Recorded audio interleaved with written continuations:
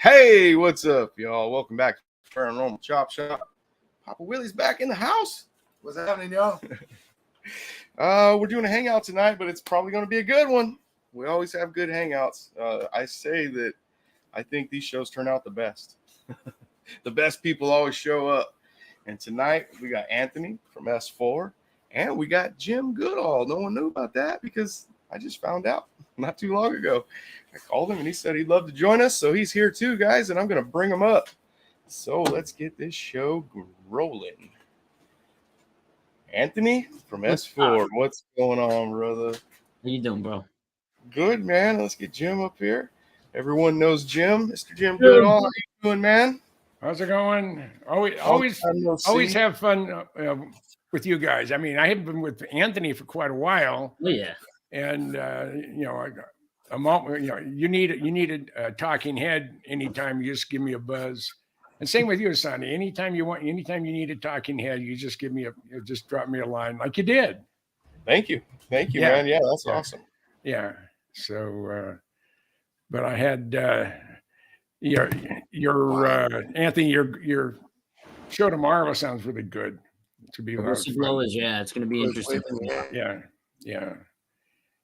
And all righty, we have someone else coming on. I did drop a link to Thin Lizzie Borden. I haven't seen Bree in a while, guys, and she was in here earlier. I don't think she stayed, but I sent it to her, so hopefully she'll get it in Messenger. She might join us.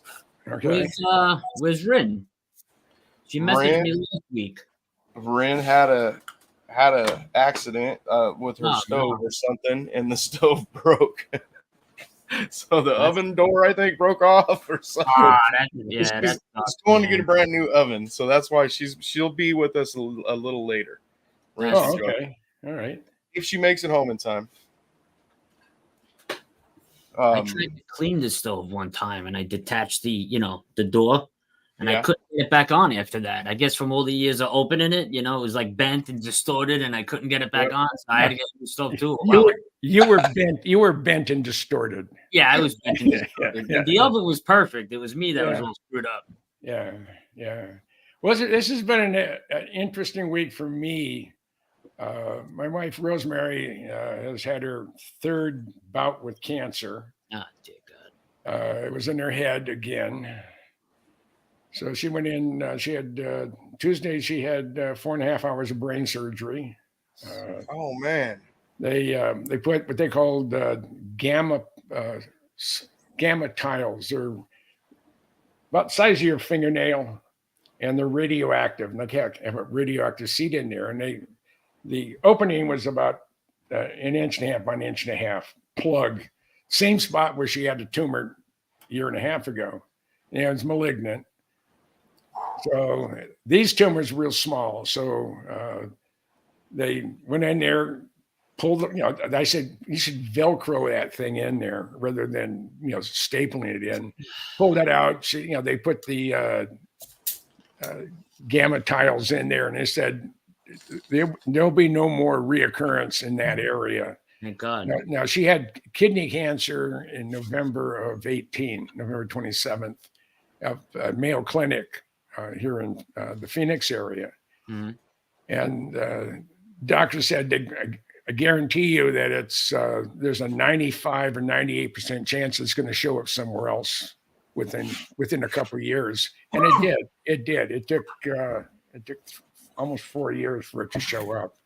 How's she feeling, Jim? Yeah, Jim, how's she feeling right now? She's a little bit tired. She has a headache. I mean, I know what I've had brain surgery as well. Mine was 11 hours though. Jeez. Yeah. It was in the middle of my head, and I came, and this is how I normally am. So I would be terrified to have brain surgery. That's just even scary saying it, right? I mean, it would take them 11 hours to find mine if they get in. Yeah. Well, mine was about the size of a golf ball, and if you went in right here and right there where those 2 points converged was the center of the tumor. It was up against the stem of my brain. So They drilled a 2.5-inch hole at the base of my skull here. And they said I had a real hard head. And I said, well, just ask my mom, and a bunch of ex-wives will say the same thing. And Jim, didn't you tell me you still get headaches? Like you always have a headache, but it's just not like it was before, right? on a scale of 1 to 10, I always have a 4 headache. And there's some times if I didn't, listen, the first 10 years I had after the surgery, I was going through 3 extra strength Tylenol and 2 Advil every 4 hours around the clock for 10 years. Wow. Almost to the point where it's going to kill my kidney and kill my liver. And they weaned me off it. I don't take any ibuprofen or aspirin or anything, but it was between here and here, and they went in back here, right back here. Damn, Jim. Wow. Yeah, and you can feel the indention. Were you awake for that surgery, Jim? Oh no. When I was, when they first told me, it was like someone saying, "Oh, by the way, I think your valve stem on your left front tire is missing." That's the emotional impact it had on me. Wow. Really? And it took me 36 hours for it to sink in. And when it did, I was at my favorite watering hole. My marriage was on the rocks at that time. We had buried 2 children. Oh. And I don't wish that on anybody. And the way I cope is I love to dance, and I'm in a totally different world. And Jessica Jones will adhere to that. When I was in Vegas last time, and Spaced Out Radio Jess. Yeah. She's fun, guys. That's man. Yeah, I've met her once in Vegas, and she's awesome. Yeah, but it took me 3 hours to drive 4 miles home when it finally hit me. I'd gone to my favorite place was called Stone Wings in Bloomington, Minnesota. It's gone now, and so are most of my friends gone now, literally. But I would go there from 8:30 to 9:15 and dance every song. I don't talk to anybody because I'm hard of hearing to begin with. And then at 9:15, I'm sitting there, I'm just finishing my, I think I was drinking club soda. And all of a sudden it hit me. I'm 40 years old and I'm going to die. And it took me 3 hours to drive 4 miles. And I got home and I was a puddle. And I was hysterical. My Shelley, my first wife, who I'm very, very close to even today, she was great about it. But at 3 o'clock in the morning, as the second hand came straight up, it was like someone changed channels. And all of a sudden I had a peace come over me. And my feeling was, if this is the end, I have no regrets. But if I survive surgery, if I'm fully intact, because one of the things I said, if you survive surgery, and I had about a 5% chance of success. Wow. I would have had facial paralysis, blindness, and seizures. So, because the auditory nerve is where the tumor was, but the auditory nerve and the facial nerve are together, and the tumor wrapped itself around. Oh, man. So if they damaged the facial nerve, I'd have been like this. That's why I have literally zero hearing on this side. Yeah. And I've been around airplanes most of my adult life, so I have only about 40% range on this side. But at 3 o'clock in the morning, all of a sudden I had this peace come over to me. So fast forward another week and a half, I'm at Mayo Clinic. I'm going through a bunch of tests. Finally, they wake me up Tuesday morning at 5:30, wheel me in. My hair was already real short because I was in the military, and the Air Guard. And I'm laying on the gurney. This is at Mayo Clinic in Rochester, Minnesota. And Dr. Harner was the ENT doctor, the ear, nose, and throat doctor. And then Ebersol was the neurosurgeon. And it's a very rare tumor. When Dr. Ebersol was a neurosurgeon in Chicago, he only saw 1 in 11 years. And, wow. And at Mayo, I was he and Dr. Harner's 92nd acoustic neuroma. So as I'm laying there, Dr. Harner checking my pulse. It was 52. My blood pressure was 105/65. Said, Jim, said, you're not very nervous. I said, Doc, I'm at Mayo Clinic. If you can't fix me, no one can. If you fuck up, I'll never know it. Give it your best shot.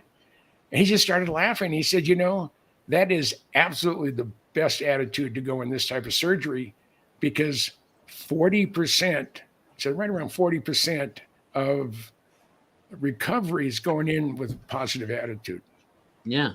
And I said, hey, give it your best shot. So he said, I'm gonna put you under, and he hits me with sodium pentothal. And the last words out of I didn't even get to count. I said, holy shit, and I was gone. And then 11 hours later, I feel I'm being lifted off the operating room table and being put on a gurney. And my thought, I was only about 0.5% conscious. And my thought was, either I'm going to recovery or I'm going to the morgue, one of the two. And when they wheeled me into another room where the nurse was working, I said, well, okay. And then brought me to intensive care, and I helped get into the bed. I had a 2.5-inch hole in the back of my head. I had 135 stitches, most of them inside tendons and whatever. And I heard the nurse talking to my first wife, and he said, it's really, really important. It says, I need to tell him. And the nurse said, well, I don't see why, but sure. So Shelly came up to me and she says, oh, Challenger blew up on takeoff this morning. Oh, shit. So it was an important day for a lot of people, January 28th, 1986. I remember that. Yes. I don't, but it was a significant day for me. Hey, guys. Bree's gone. I was just getting ready to bring her up, and she disappeared. Bree was here. I bet she'll come back. Something must have happened. Yeah. So, but I went dancing 13 days after brain surgery. I ended up back in the hospital because I overdid it. But Misha, if you want to type your question in chat, I'm sure Jim will answer it if he can. I'll answer whatever. Question I believe can. I said that right. I think it's Misha. Yeah. All right. And but you lucked out, Jim. I mean, aside from losing hearing on that side, I mean, you have no facial paralysis, no nothing. Yeah. You can see a little bit of a. If I'm really tired, it'll droop just a little bit. Oh, I guess this is. You can't tell. I mean, that was like hidden lottery that they got all of that out with no shit. I mean, and again, my chance of survival was 5% at 5 hours, not 11 hours. Yeah. The surgery itself was 9.5. That's amazing. Those doctors must have been. And you said what? They only did like 92 surgeries total. I was their 92nd acoustic pneumonia surgery. That's amazing. Back. But Bree's back. So as soon as she's ready, I'll bring her up. That was her that clicked in. If you guys heard it. But a couple days later, I'm in my own room, and one of the other neurosurgeons comes in. And his name's Michael J. Fox, and the reason it's not the actor. But no, I know that. That's why I was remember his name. You ready, Bree? Thumbs up. And all right, what's up? Man, I've seen you forever. Hey, how's it going? Hi. Hey. You were on earlier and you disappeared. Okay, I didn't it didn't show that part for me. So was it drugs? Well, okay. That's not it. That's not it, Jim. I had to make an entrance, I guess. Oh, we all do. Yeah. So it's good seeing you. Okay. Yeah. Oh, I'm sorry, good to guys. see all of you guys. I had to bring that up. I'm sorry to block you guys out, but this was Misha that said encounter in 2008 in Northern VA, reported to MUFON. He said he doesn't want to go into details. It's complicated, but the question about UFOs intelligence, response, reaction, can you talk about it? Can you talk about that, Jim? Is that something you know about, or only what I read and what I've heard. I'm trying to think. I'm trying to think of a Oh, They have I've been told they have the ability to read your thoughts. yep. Conscious communication, right? But the lying bastard wouldn't answer me. I mean, I can remember I'm in Tippecanoe Valley, just east of Area 51. I'm by the black mailbox. It's a sliver moon. It's just going behind, the Papoose Range. It's starting to get dark, and it's getting so dark. My eyes hadn't adjusted yet. I couldn't see my feet. Man. And I'm sitting there. I said, okay, if you can read my mind, abduct me. So happy briefing. But let me bring my Nikon with me. Okay, I got to cover this. If you'll let me do that, you can have me. You could probe me. And to my knowledge, I wasn't abducted. I mean, I've had some lost days in my life. It could have been abduction, but I think really it was more. It was more weed than anything else. Yeah. Yeah. So, I believe they have the ability to know what you're thinking, and I think they have the ability to transmit their thoughts into you. Telepathy. Oh yeah. Yeah. And I know telepathy works on humans. I mean, so you think it's more intuitive or responsive? My Sicilian grandmother, she was the matriarch of the village, and they moved the entire village, most of the village, Isla della Femme, just outside of Palermo, to a filthy little river town called Pittsburgh, California. It's right on the San Joaquin Sacramento Delta. And my grandfather came over in 1901, and he moved most of the fishing fleet over to the Delta. And when he was, this was now in about the mid 1920s, when you left, there was no radio, there's no telephone, there was no email, there's no way to communicate. So when you were gone for 5 months. Wow. They go from the Bay Area, and they have a little 2 horsepower, a 2-cylinder or 4-cylinder diesel, chug, going up, and you got to watch the tides, because a lot of them, if you're going 10 miles an hour and the current's going 15, you're not making any headway. It just stop until the tides change. And Nana woke up 3 o'clock in the morning, and she's screaming, said, "Papa fell overboard, Papa fell overboard." And that was a death sentence. One, the water is incredibly cold. I mean, it's in the 30s. Yeah. So you're going to have hypothermia. You usually have your waders on, since you're pulling in nets. Right. So those fill up with water instantly, and off to the bottom you go. And if they were anchored in, and they were just had their nets out, they're going after salmon. The currents can be 12, 15, 18 knots, depending on whereabouts are they. They had 50 to 60 foot tides. And Nana woke up and I said, "Papa fell overboard, but he's okay." And she marked it on her calendar, the time, the location, and what happened. And two and a half months later, she my grandfather and the fishing fleet gets back to the San Joaquin Sacramento Delta area, and it's just up from Sonny's place. And Nana said, "Hey," he says, "you almost lost me." He says, "I fell overboard." And Nana said, "Yeah, I know." And she told him where it was, at what time it was. Even though it was 3 o'clock in the morning, it's summertime up there, and it's 24-hour sun pretty much. And so telepathy works in both directions. They can read your mind. We can, and depending on the event, depending on the person, I think we all have the ability to do it. To do it. A friend of mine, Don Avery, he lives in Fallbrook, California. We've been friends for 50 years, but I can remember back in the 60s, we worked together at the phone company, and Don get ready to say something, and I'd say it. Totally have nothing to do with what was on TV or the radio or anything. It was just, out of the blue. He said, "How in the hell did you know I was going to say that?" And I said, "I don't know." And he would do the same thing with me. So one day I'm in my room. just resting a little bit because we're going to go out and have some fun that Friday night. And he had a book on ESP. And he said he had 10 symbols. He's going to go through the list twice. And I'm going to put my finger on it. I'm going to think about it. And the first one I can remember today, it was 3 dots on top, 3 squiggly lines, and then 2 horizontal lines below. I got 19 out of 20.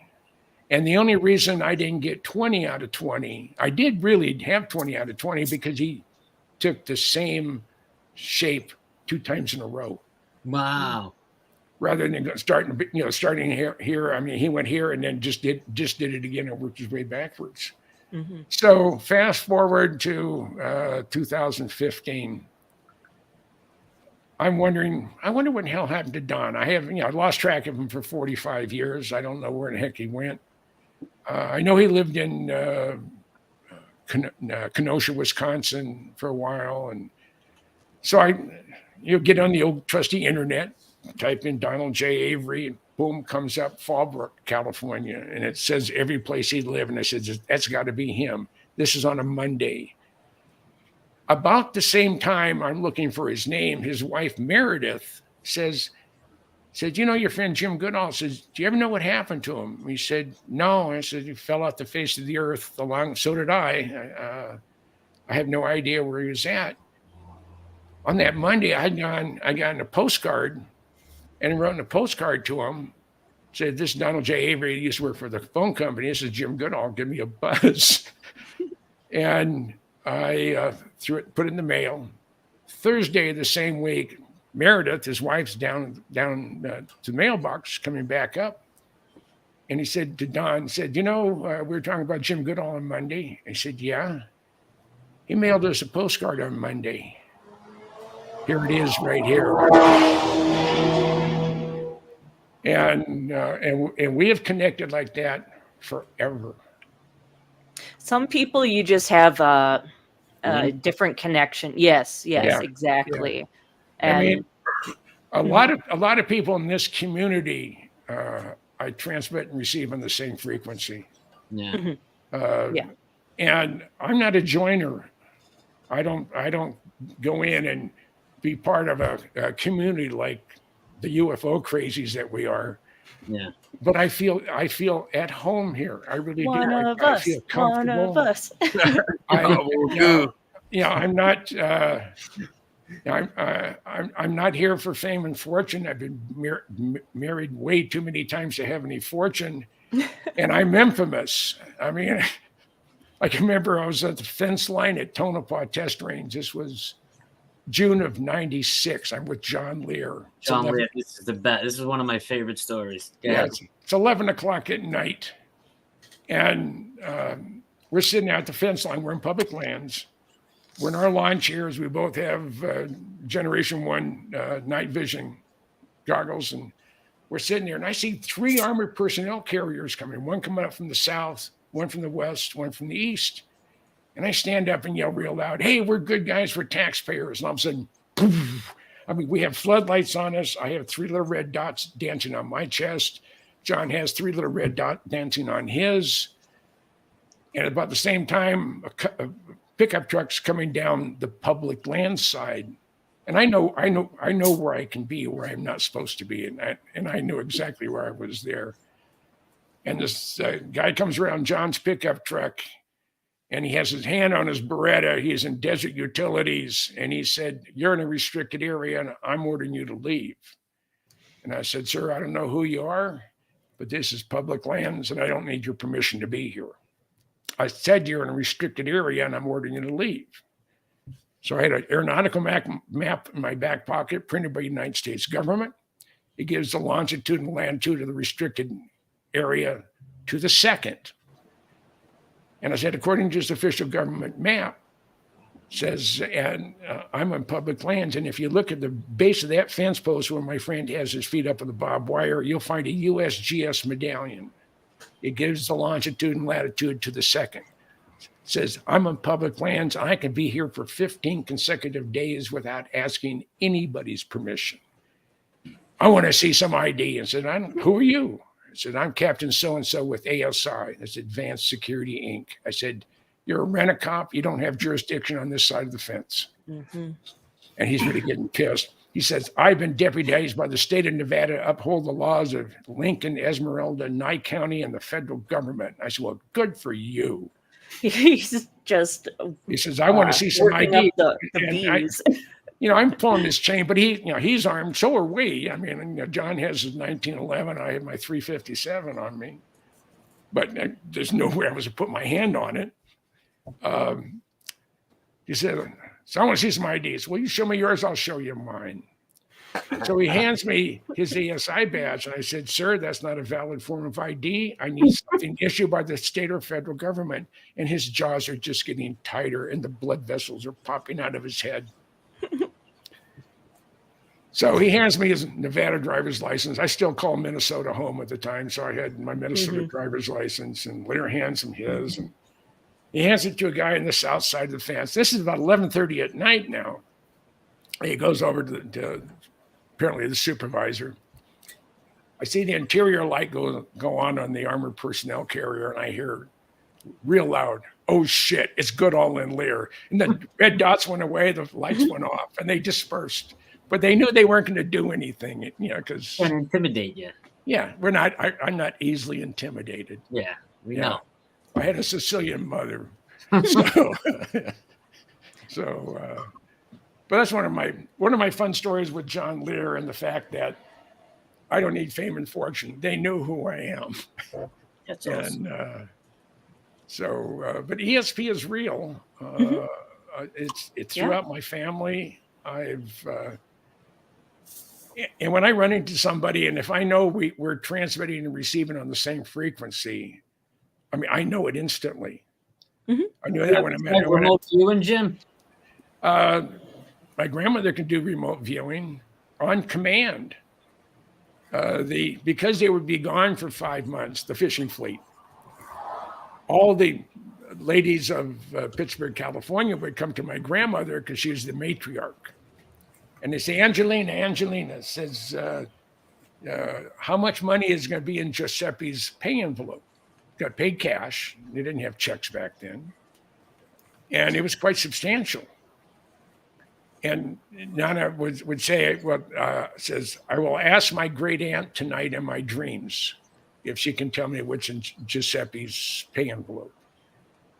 And she would write it down on her calendar. That was her, where she kept all her non-visible communications, I guess you'd call it that. And sure as suit, and all the fishermen knew that Angelina Cardinale, you can't pull anything over her on her. And if your wife goes to Angelina and says, "Tell me how much money is in Salvatore's or Franco's pay envelope," they knew it was going to be close, and they would. So actually, because of my grandmother, it probably spoiled an awful lot of fun, because the only thing there's no place to shop. There's no wine, women, and song when you're in the middle of nowhere. And this is from 1901 through about 1950. That's how long he was a fisherman there out of California. And why do you think that old Italian grandmothers were always linked in like that? My grandmother, my great grandmother, they had a gift like that too, where they just knew things and they would tell you weird things like what was going to happen. Stuff. My grandmother scared the shit out of me when I was a kid. My mother has future dreams. Yeah, and sometimes they play out. Hey, that happens to me too. We need to talk, man. I have two incredible ones that affect the whole world. If you get a hold of me, you can hit me up in Messenger on Facebook or on Instagram or somewhere, and I'll or you can get my contact info off the YouTube page. You go under information, it should have my Facebook on there at least. Hit me up in Messenger, and if you would like to be on the show, I'll set it up. We'll talk, and then I'll set up the show.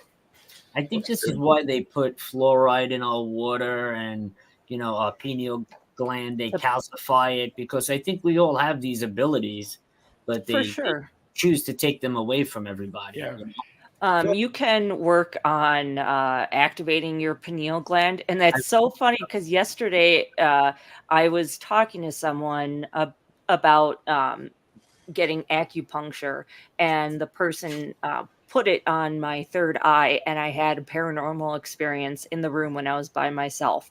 So, Really? and then out in the reception area, and it was in Minneapolis. Jim will know. It's on I think Lindale Avenue, but yeah, because um, laying on the bed, eyes closed, the candlelight, so it's dim, but I could see like a shadow. It's like when you have your eyes closed and you put your hand, you can You could still see. see the Yeah. blurriness of the That's hand. what I felt. I could sense something, and then, but to have, those two things play together, and then in the reception area, like just like a poster that was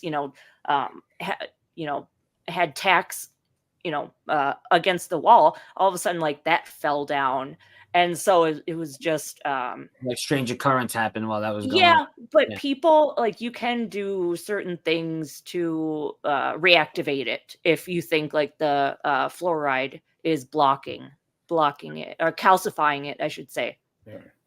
Yeah. For 7 years, I had a recurring dream that I told my ex-wife about. I said, I'm going to be in downtown San Francisco for a major earthquake. Now, I grew up in the Bay Area. I have family in the East Bay. I have friends down the peninsula. There's no reason for me to spend a night in San Francisco. And it was October 1987 when they had the Loma Prieta, was it Loma Prieta earthquake? The Yeah. big one? When they The had big one, yeah. Mhm. But I had told her, I told Shelley this at least a dozen times over the course of 7 years. I'm going to be in San Francisco. I described the flagpole on the ferry building we tilted over. I knew I was going to be okay. And it was just freaky. And the one that I never told anybody about because it was too outrageous turned out to happen on 9/11. No shit. I had that for 10, I got goosebumps thinking about it. I had that for Yeah. 10 years of two wide bodies.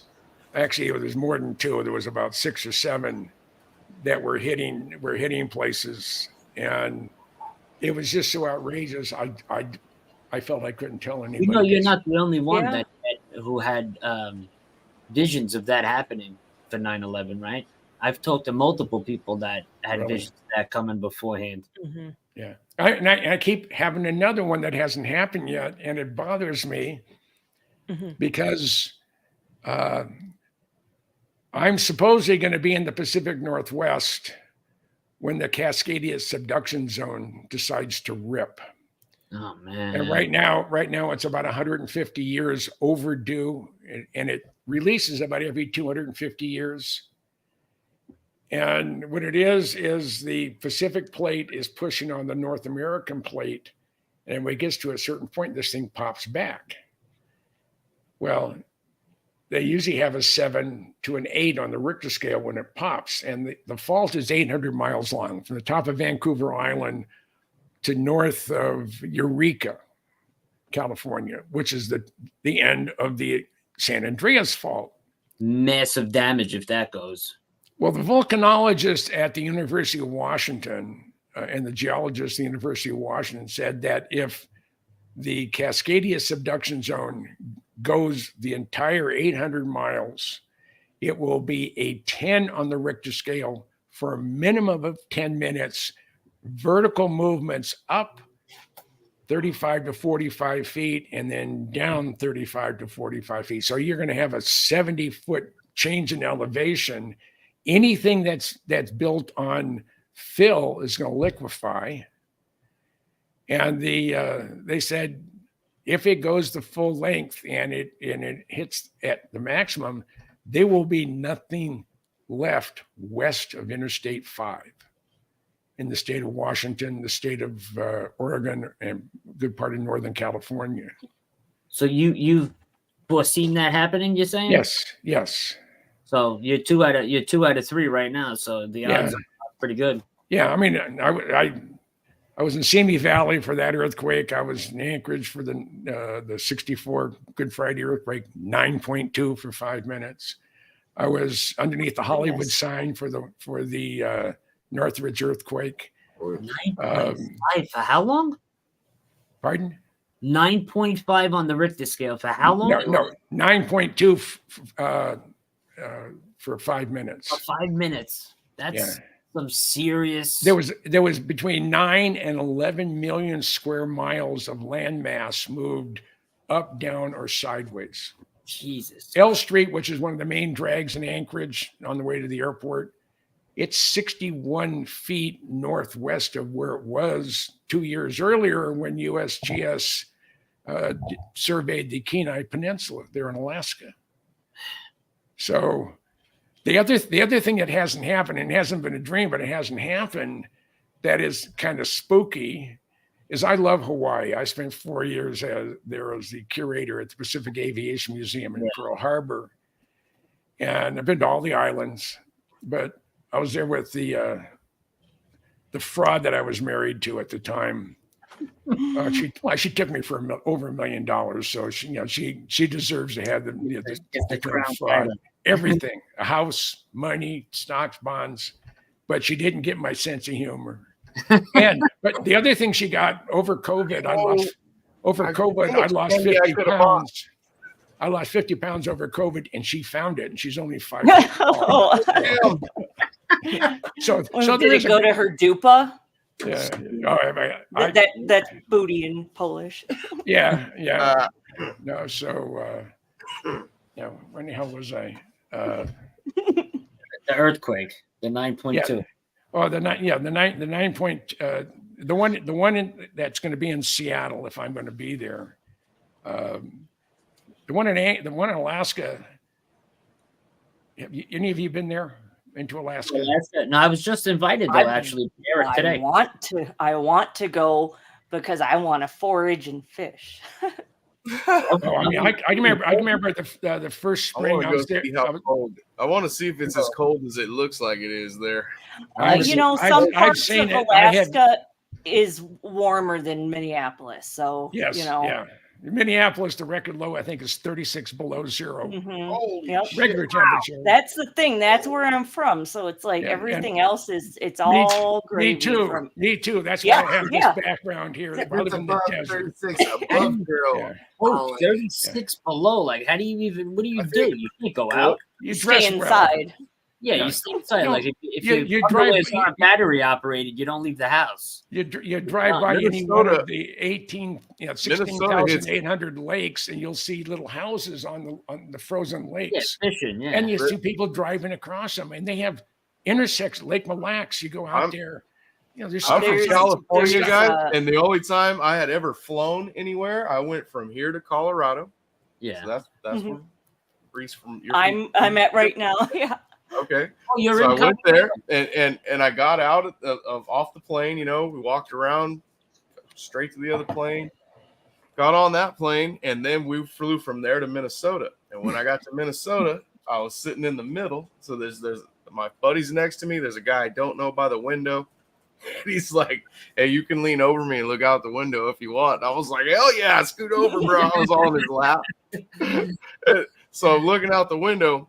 These two guys are from there, the guys next to me. Everything is so I'm looking down, and I see a bunch of fields, and there's fields everywhere. We're just getting ready to land in Minnesota, and it's snowing. So all these fields, like, you can't grow anything there. It's fucking snow, like they're all perfect fields. And I tell the dude, "Hey, what are all those fields for down there?" And he looks out the window and he goes, "What fields?" And I go, "All those frozen ass fields." And he goes, "Those big squares?" And I go, "Yeah." He goes, "Those aren't fields, those are lakes." Wow. What? They're lakes, dude. So like when you're flying over the country here, like out in the country where I'm at, they look like fields. Right. And they just covered with snow, but that's that many lakes. So when we land in Minnesota, I get off the plane, straight into the airport. You're in this tube that you walk through in Minnesota. So you never are outside. And then when you go up to the doors, there's a door that opens, and it's like this everywhere there. I noticed there's a door that opens, and then you go in this little room, and there's another door that opens. Minneapolis, So I helped this downtown. lady with like her that. bag. Okay, when I left there, The get ready room. and so I grabbed this lady's bag. She asked if I take it out front for her, and I was like, "Yeah, I'll stand." She was by herself, and my buddy was with me, and he was coming too. And I grabbed her bag, and I said, "Yeah, we'll take your bag out for you." It was a big old roller bag, and we'll wait out there with you until your ride gets here. Because said she was scared; she'd never been somewhere by herself or something, and so I walked through that door with her bag, and when I got outside, I left her bag and her, and I told her, "See you, lady." I go straight back in, and I have my bag tore open, right? And my buddy goes, "What are you doing? I thought you were going to stand with that poor lady out there scared." And I go, "No, man." And I'm taking everything I brought out of the bag and putting it on. I've never in my life seen cold like that. Yeah. That is ridiculous. You felt it too. I had a buddy of mine when I was stationed in Anchorage at Elmendorf. We called it the plane coming in from the mainland was from the South 48 was the prison ship, and when you're heading the other direction, it was the Freedom Bird. And my friend Dave Sharman, he grew up in L.A. He went to Lackland. He went to tech school at Shepherd, and he ended up at Homestead Air Force Base, south of Miami. I mean, he was surfing on Christmas Day. This is the the 4th of January in Anchorage. Wow. Is 41 below zero. Jesus. Real time, no wind chill. He had his 505s, which is his tan short-sleeved clothes and cotton pants. And he got off the airplane. It was a Convair 880 in Alaska Airlines. It was under charter. And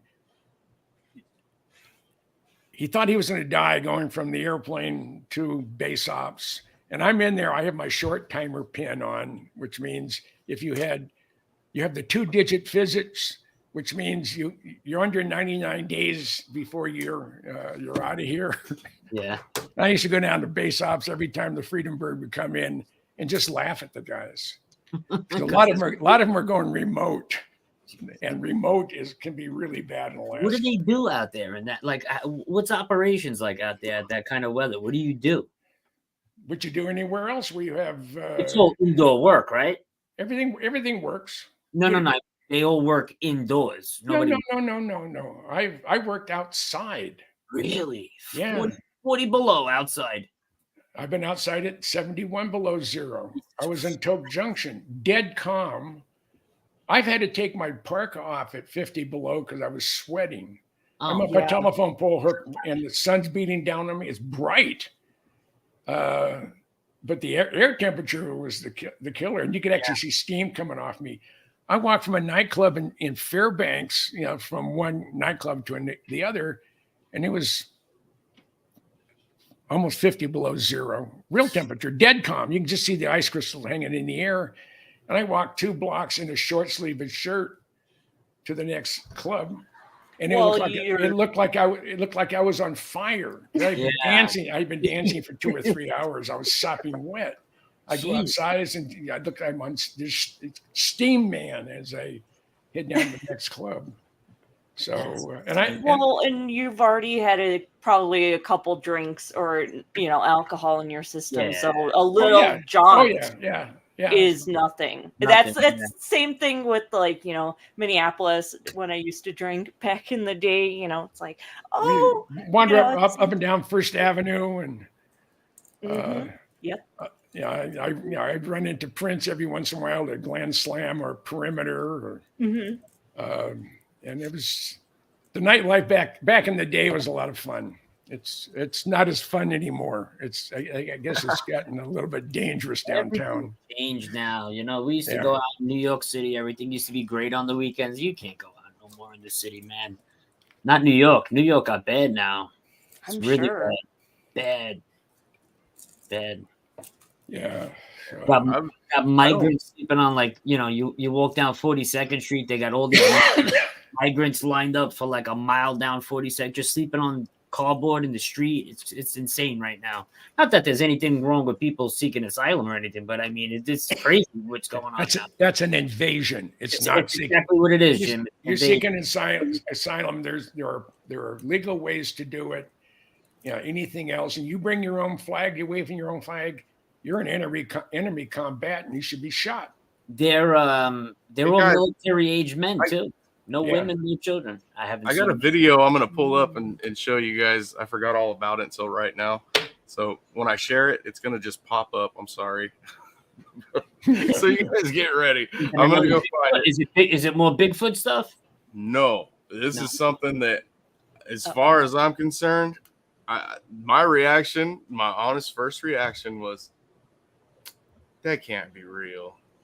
And then I actually said, it can't be real. And then my next reaction was, it's not real. And then I was like, oh man, I hope that's not real. It's just, okay, guys, I understand that they can fake this stuff. Okay, so before I even pull it up, I'm going to tell you guys, I understand they can fake it. And it's the guy's voice and his wife's reaction. They're not professional actors. I don't know who these people are.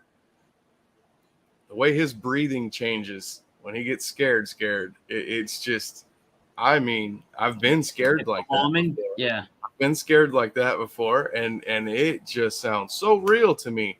But what we're going to see is something that's pretty damn nuts. So, I just got to, I hope it'll share it. My internet's been really weak.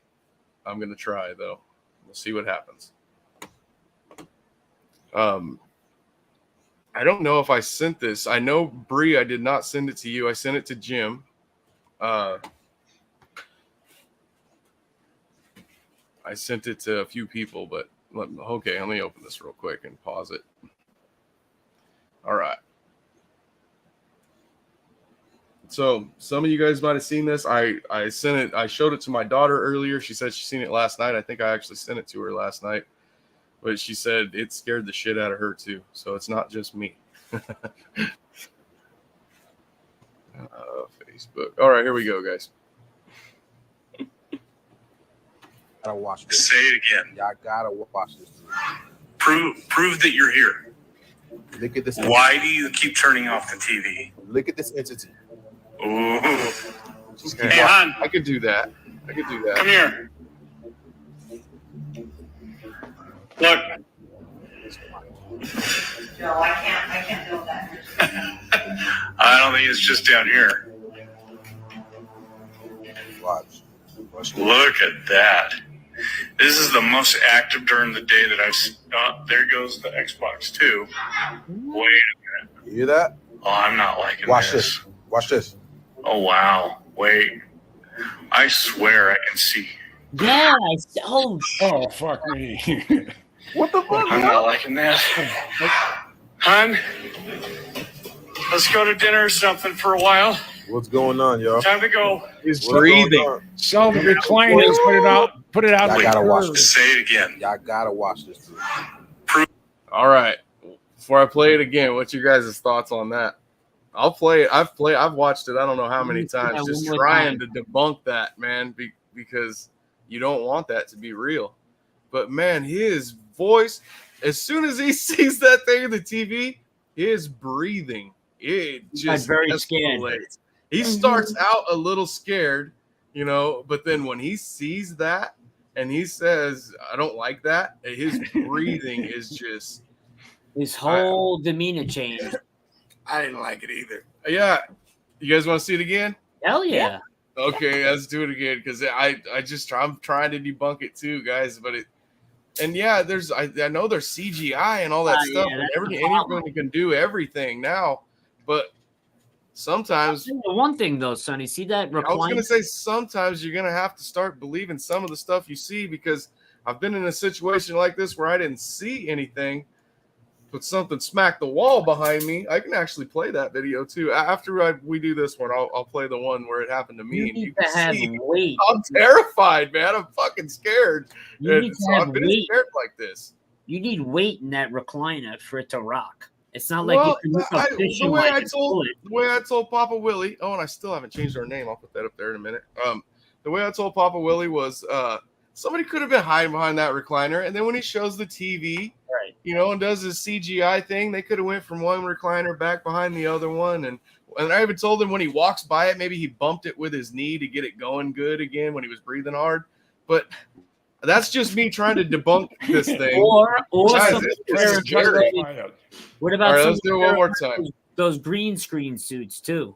Yeah, They have yeah, those green exactly. screen clothes Yeah, in it could material. be anything. You know, it's just he doesn't say anything about the cabinet being open in the back.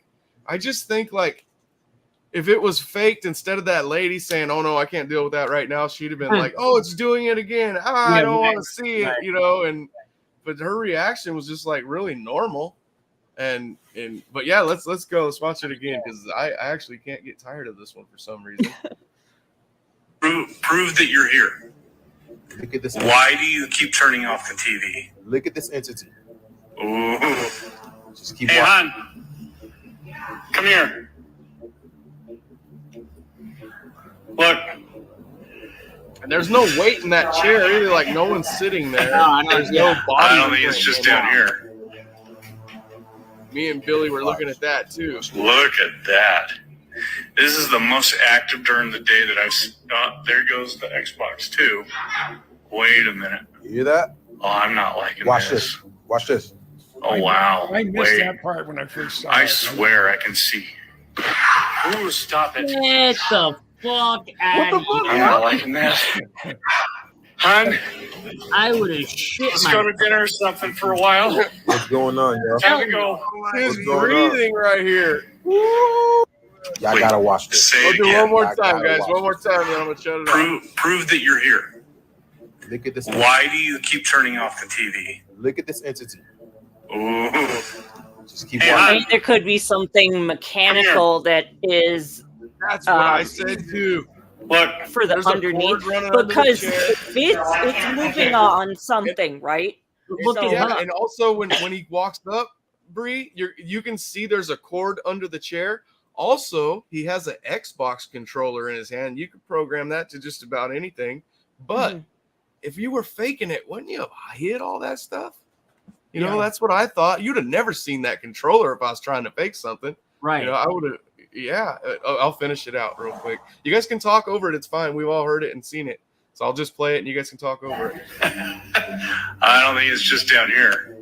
But see, there's the cord. I see a cord going under the chair. Look at that. Is that a This is the handgun? most active during the day that I've seen. His There breathing, goes his the breathing Xbox starts 2. to change right here. Wait a minute. You hear that? Just Oh, a I'm not little. liking Watch this. this. Watch this.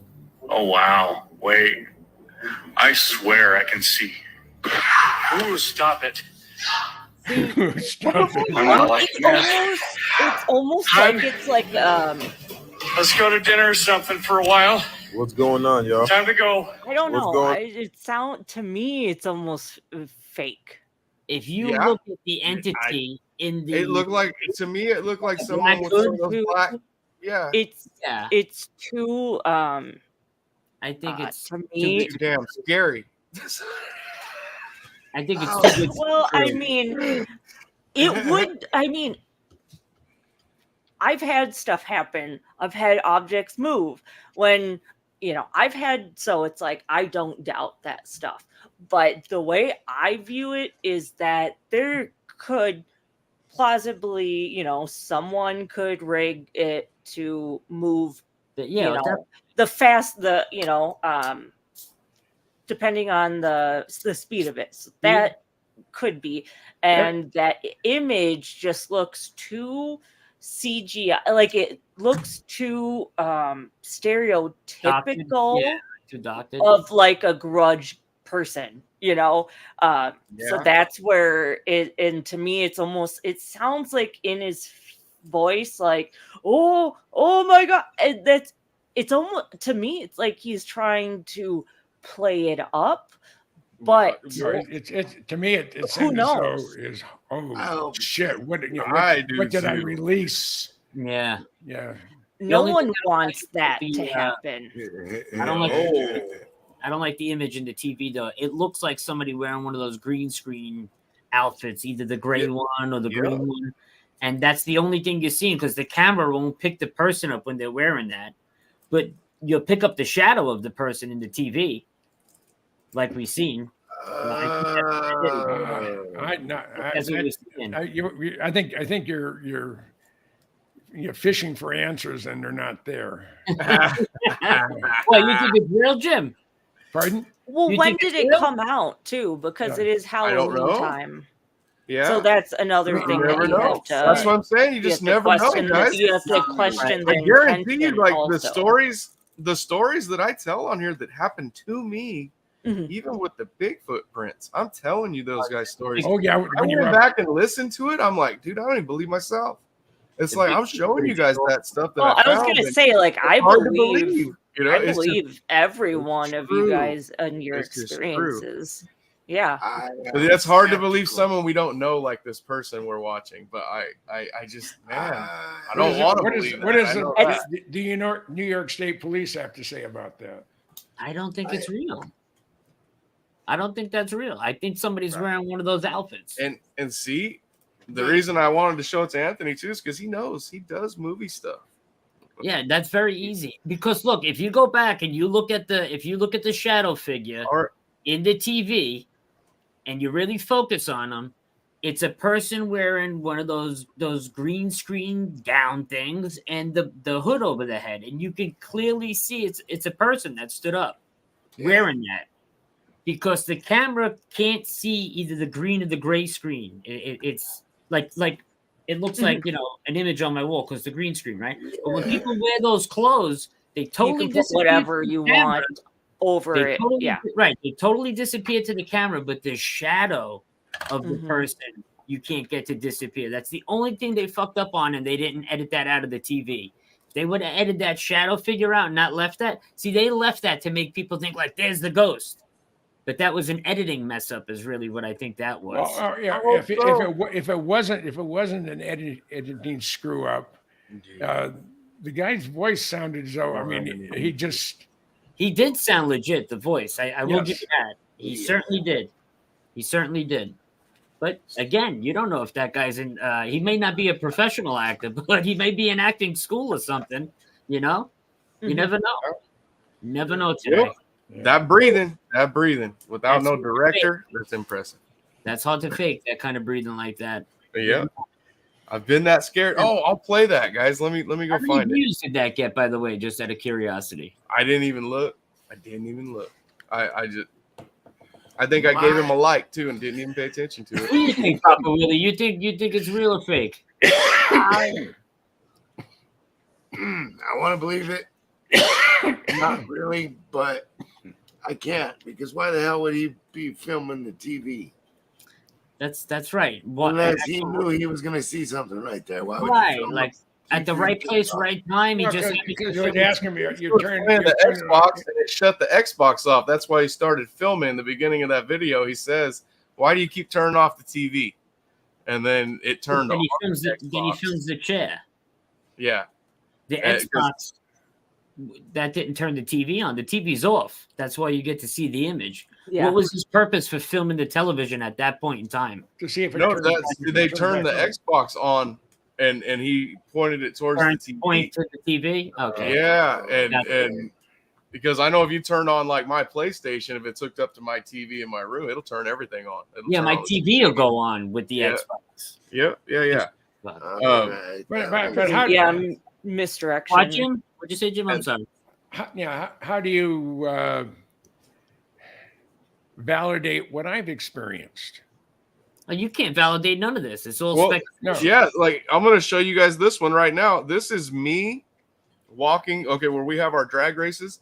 There's old, not abandoned. There's old, condemned, rundown, almost rundown, very. But they're barracks from like the 30s and 40s. You know, they're army barracks, really old ones. So I have to camp next to him all the time.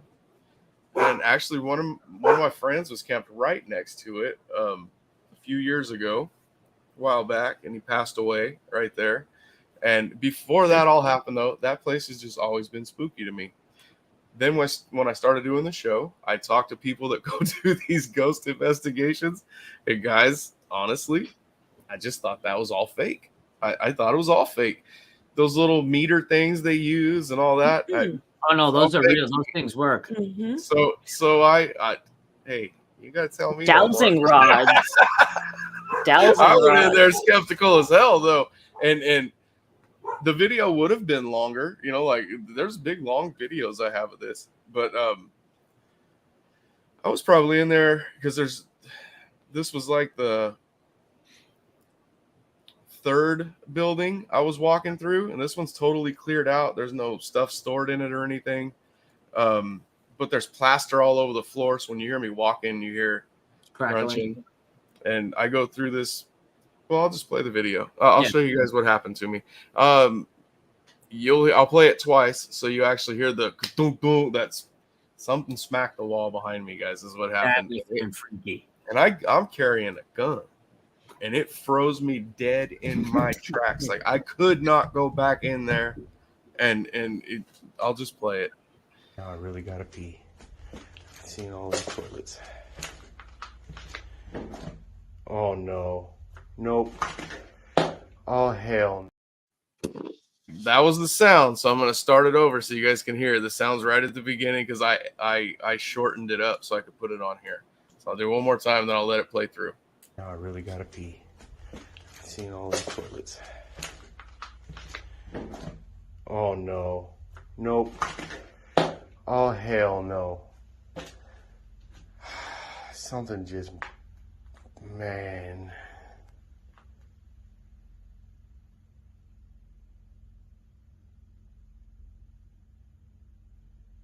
Well, now I really gotta pee.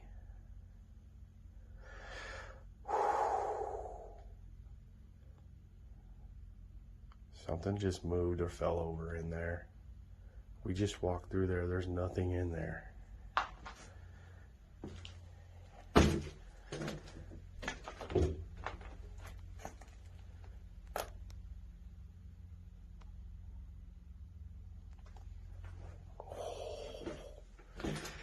This is so scary. This is so way too scary.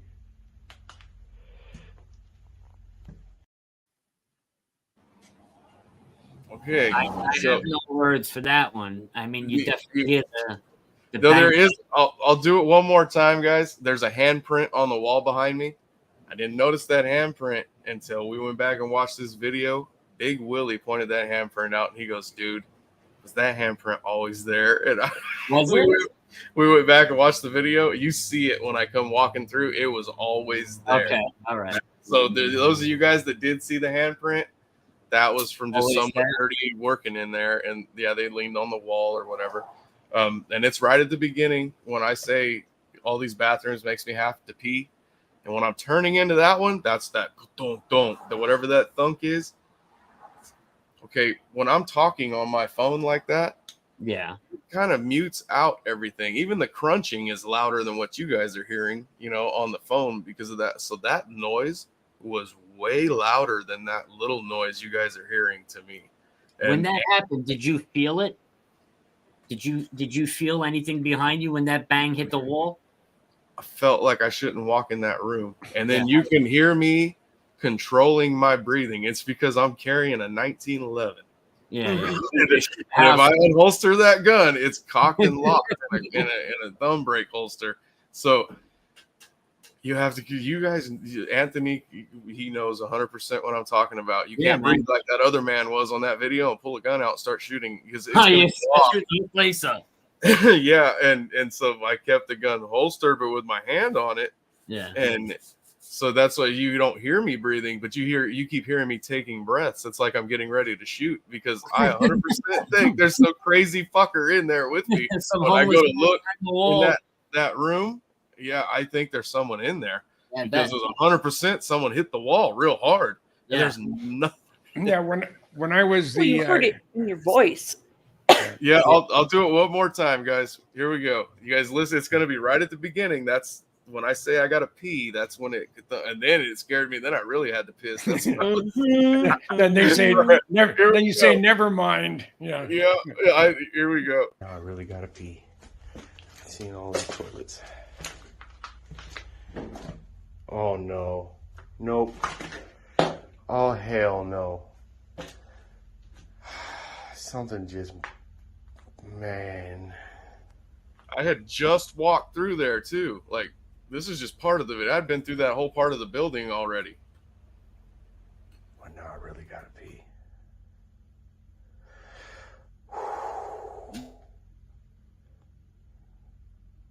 Something just Yeah, the moved crunching you all guys in hear is there. me walking on that We plaster. just walked It's all through fell there, off there's those old nothing in walls. there. That's the shower right here. And that's a sleeping barrack.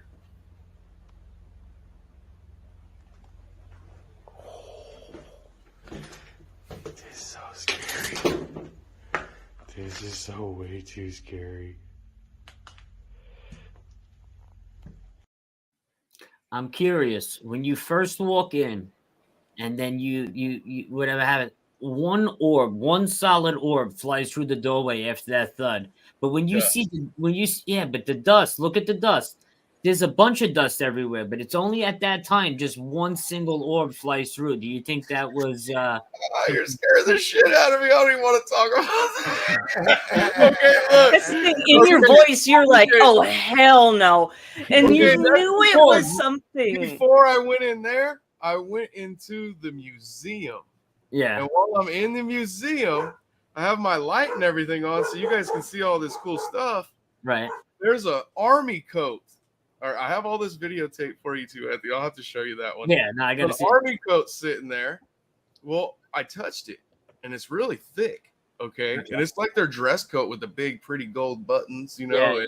and Like, I was like, oh, this would actually work, keep you warm. And then I touched the buttons, and I was like, these are heavy. Like, I don't know what the hell they're made out of, but the buttons, those gold probably buttons, brass. they're heavy. Yeah. And so after I do that, they have this model ship that's sitting on a counter, and it's pretty big, okay? And it's not in a glass bottle, it's just a model of this ship sitting on this counter, glass counter, and they have stuff in the counter. Well, while I'm videotaping that, I'm videotaping around, and then something catches my eye in the light. There's these little things going under the ship and coming up the other side, and they're moving like you filmed it? Yeah, I filmed it. Oh. And I to this day, dude, I can't explain that. They come in and they fly straight at you and then turn and go the other way.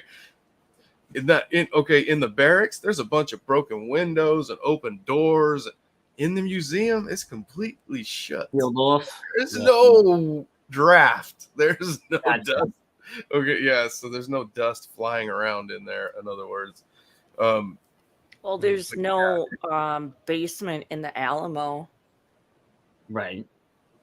I was just making a joke. Sorry. Hey,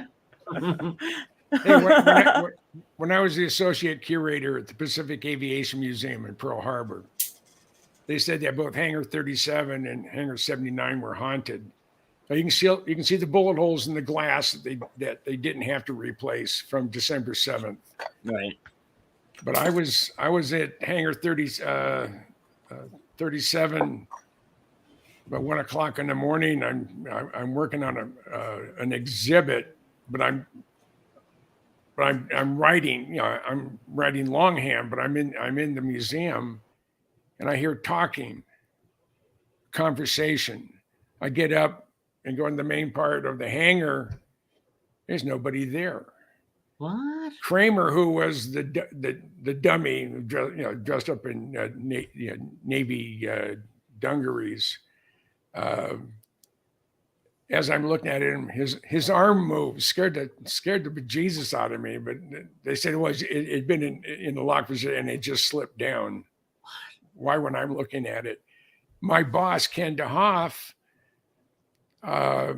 he says he's there late a lot, and he said he always has to get up and walk into the main museum to see who's here because there's always conversations going on. I mean, and they're in English, and it sounds like young men, not children, not old guys. And what they're thinking is, could be the ghost of December 7th. Did you ever make out, what they're saying, or it's too faint to tell? It was. You're asking someone who's hearing impaired, so no. Right. But they had was it ghost hunters were in there and did a thing, and stuff moved when they were videotaping it. They really freaked them out. I bet, man. And then Hangar 79, where the bullet holes are, they're still in there. I could hear people moving stuff somewhere in the hangar late at night, and I was the only one in there. And but we had a bunch of barn owls in there. Thank goodness that kept the rat population down to a minimum. I wonder what makes the paranormal stick around, though. What makes ghosts stick around? The environment, like certain environments hold the energy extra. So like wood. Like wood, water. They say that it's like residual energy that stays. $2. It's so strange to me that something would stick around like that residually, though, right? And just play over and over and over like a broken record. It's so weird. Well, just like the Gettysburg, like those ghosts, it's just like that have been like caught on camera. Like those, that's the stuff that I loved watching. Yeah, of course. But it's like it's just cyclical. I love when they catch the soldiers, like walking through the woods at Gettysburg, and you just happen to catch the little bit of the torch, and then it fades out. And there was another one on Ghost Adventures. They caught the soldiers up by the cannons. I love when they catch footage like that. That's my favorite. Full body apparitions. The best one had to be Ghost Adventures when they had the camera set up in that. I think it was the Washoe Hotel, and it's just a big empty room, and he's got the camera just set up facing towards the window. And they all leave the building for whatever reason. They're outside talking, and they come back and they're just checking the footage. And that full body apparition just walks right through the room. And this is before, when Ghost Adventures just started, before they had all this CGI stuff and green screen suits and all that crap. This was back when it was like real deal investigating, where nothing was really tainted, and they caught that. That's my favorite. Yeah, I haven't seen that. You've never seen the full-bodied apparition from Ghost Adventures? It's in like their original beginning videos. I'll find it and send it to you. Nick is the one that filmed it. It was all over the news and everything. That's why Ghost Adventures famous. That's the video that made them famous. I wanted to show you guys that because really, when you watch that video of me doing that, I could have easily had someone standing in there and just hit the wall for me and then go around behind the shower. When I walked in, they could have went. I mean, it would have been hard because all the plaster on the ground, but still, I could have swept that shit out or something and to fake it, Yeah. And I could have faked that if I wanted to. But anybody could fake anything. That's the thing. I did it myself, so that's why it's so fucking scary. Because I 100% know I just walked through there with a light and my camera on my phone is what I was using. Yeah. And dude, it's just there's no explanation for why that loud ass noise happened behind me. No, that was great. That was a great catch.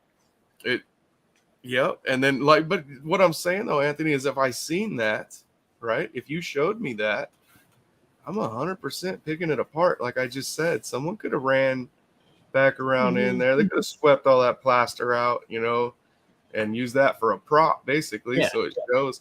Sure. That's why I'm saying that it's hard now to just throw that guy's story out the window for me because it was his voice. And I know I was breathing like that, but I controlled my breathing because of the gun. That was the only reason. Is you hear me take a couple of deep breaths in there. To me, his voice sounds like he's playing it up. Like it doesn't sound authentic to me. Right. Well, that Unfortunately. for me, that was That's- scared. But when you hear my voice, it doesn't sound like, oh, that's scared for me. I No. don't get scared. No, wait. When you're like, oh hell no, because it's like Yeah. you know where it's like We had smell-o-vision. I had We to could turn tell. around. I had no choice. There was nowhere to run but into a bathroom that was a dead end. Sonny, you got all the time. You know that. You know, if you go, let's say you go out, you know, UFO investigating, you can go out 100 times in a row and not catch a goddamn thing. Yep. And then there's that one night out of the blue where you just happen to catch something you can't explain, right? Well, Same thing with the paranormal. You could go out 100 times on a paranormal investigation and get absolutely nothing. It's normally when you least expect it that you catch it. And 9 times out of 10, you didn't have the camera or a device going to record it. Yeah. It's like very seldom that you get lucky to catch something like that. or they it deletes itself, because that's what happened to my mom. My mom's she caught a UFO on her cell phone out of just taking like a picture or just out the window, and that's in southern Colorado in the San Luis Valley. So that's where all the like cow mutilations. Is that near there's Dulce? Heavy. No, it's by Hooper, Alamosa. Okay. So southern Colorado. But my mom caught a UFO in the picture, and then Did you show me that before? well, I told you about it, but like Okay. the picture deleted itself. Because You know, I asked my mom, I was like, I said, Mom, did you delete it by accident? She said, no, I didn't. You know So, what I was thinking of, Bree? I don't know if my mom is like covering, but she claims that she didn't erase it. And I've heard many people say that they lost. Same thing with paranormal and UFOs. If they don't want it out, they can erase it. Bree, you know what's funny is the way my brain works was, okay, Bree's mom and an awesome photo, just something memorable. It was her and Machete. What's his name? Yeah. That's what it was. Yeah. No, yeah, okay. You were thinking about that other picture that my mom had. I was just thinking your mom in a good picture, and I was thinking it has to be that picture. No, it was that one. Your brain went to that, yeah. Yep. But no, it's thing. And at the UFO watchtowers where we stayed, and some people that were there at the same time were saying that his cell phone stopped working, and like there was like the screen started malfunctioning while they were at the UFO watchtower. And there's a vortex garden, an energy garden, so it's supposed to have some interesting things there, but it's a fun time. I just realized now, after so many years, like the other day I had Enzo on with me. Mhm. And the night before, I had filmed, just something that it wasn't the International Space Station, right? But it when it flew through the sky, it was that kind of speed, and I thought it was something like that, but it wasn't the ISS, because it was, I forget where it was over, but it was nowhere near New York. And then I'm with Enzo, and Enzo's like, I wonder if it's the Chinese space station. And I said, it never occurred to me to even think about the Chinese space station. And I went back to like 8 of my videos.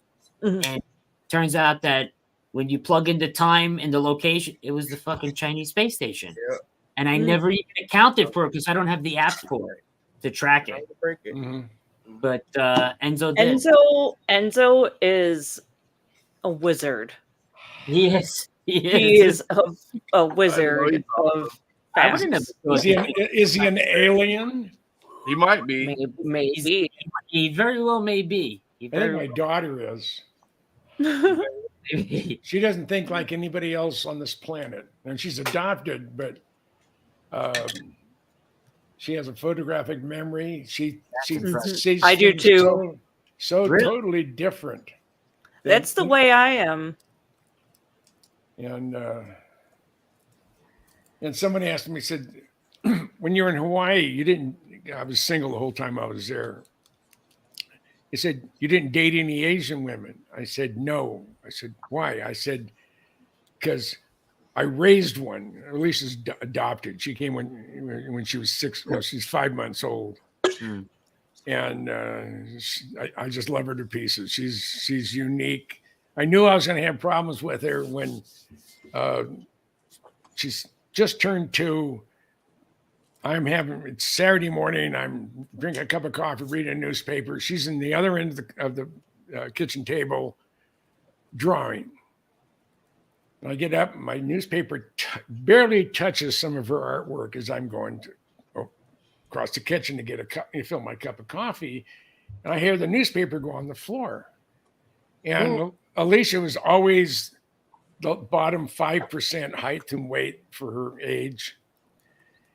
So she's always been a little peanut and blind as bat. You know, she has Coke bottle glasses. And she, I put my coffee down and it says, Alicia, it says, you threw Daddy's newspaper on the floor. You have to pick it up.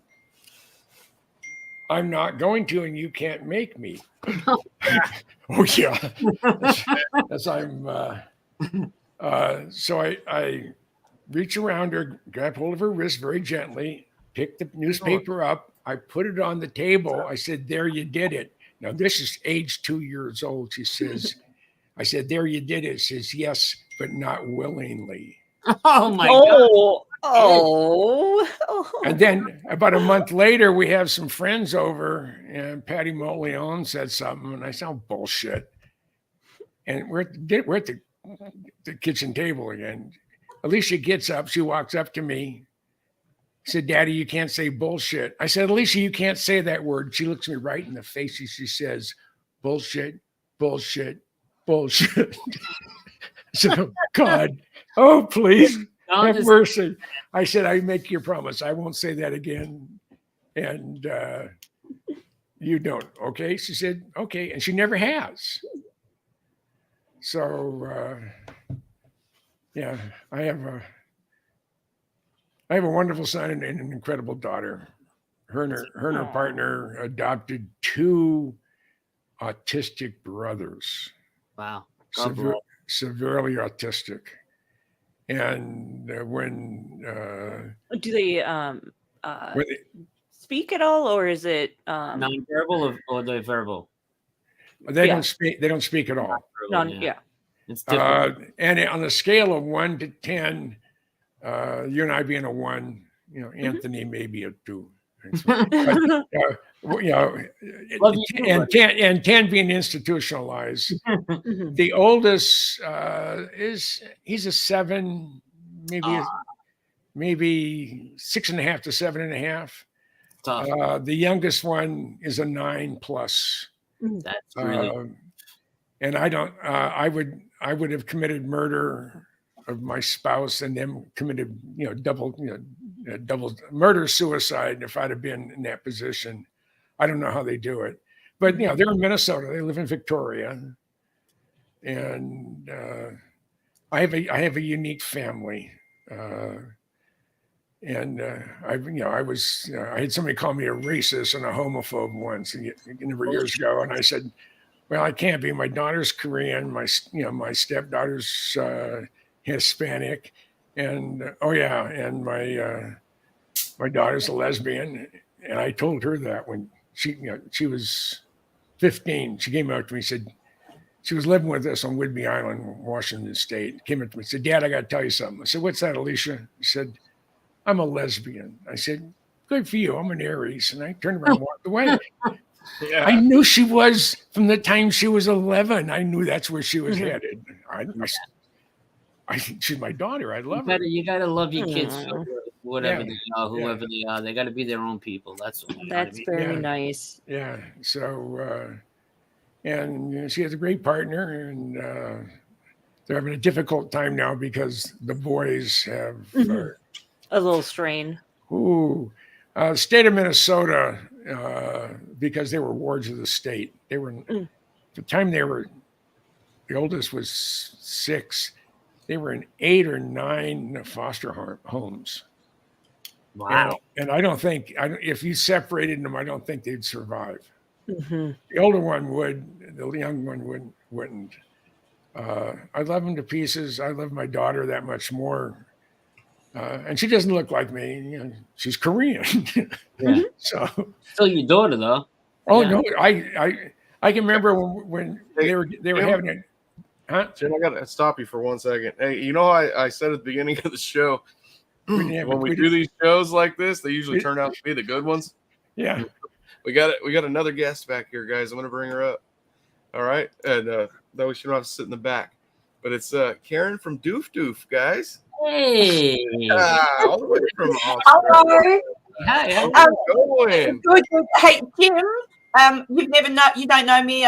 Never met you, obviously, but big fan. I'm a fangirl at the moment, so there you go. Sorry, fangirl. And I'm also a fan of Sunny.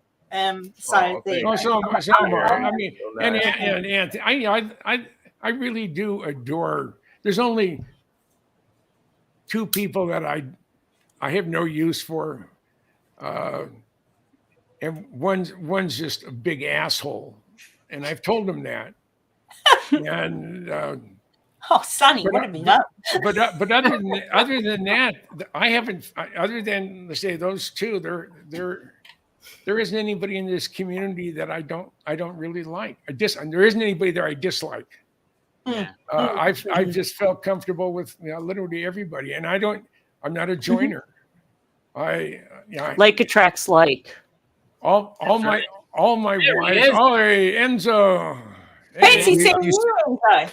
See, Jim said the magic words, big asshole, and I appear. Oh, Found the big asshole guy. Hey, how's it going? I haven't seen your face in a while. How you doing, Jim? Yeah. I'm doing good. The wife is better. She had Oh, thank goodness. 4.5 hours of brain surgery on Tuesday, and Ooh. she wanted to go out and walk the dog yesterday, and I said no. She went and walked the dog this morning. Much, I was against it. Right. Good for her. She's got her spirits up, Jim. That's good. That's fantastic. Yeah, well, Yeah. I married a Nazi. She's 100% German. She's 100, and then what do I have? I have a Nazi dog. I have a German Shepherd. And, I was gonna say, I was like, a little wiener schnitzel. Not Jim. He's a monster. Yeah, That dog's huge. no. We have a rescue German Shepherd, and it took me 8 years to convince her that we need to have a dog. And now she said, well, you can't love a dog. Well, that lasted about 30 seconds after we got Scarlet.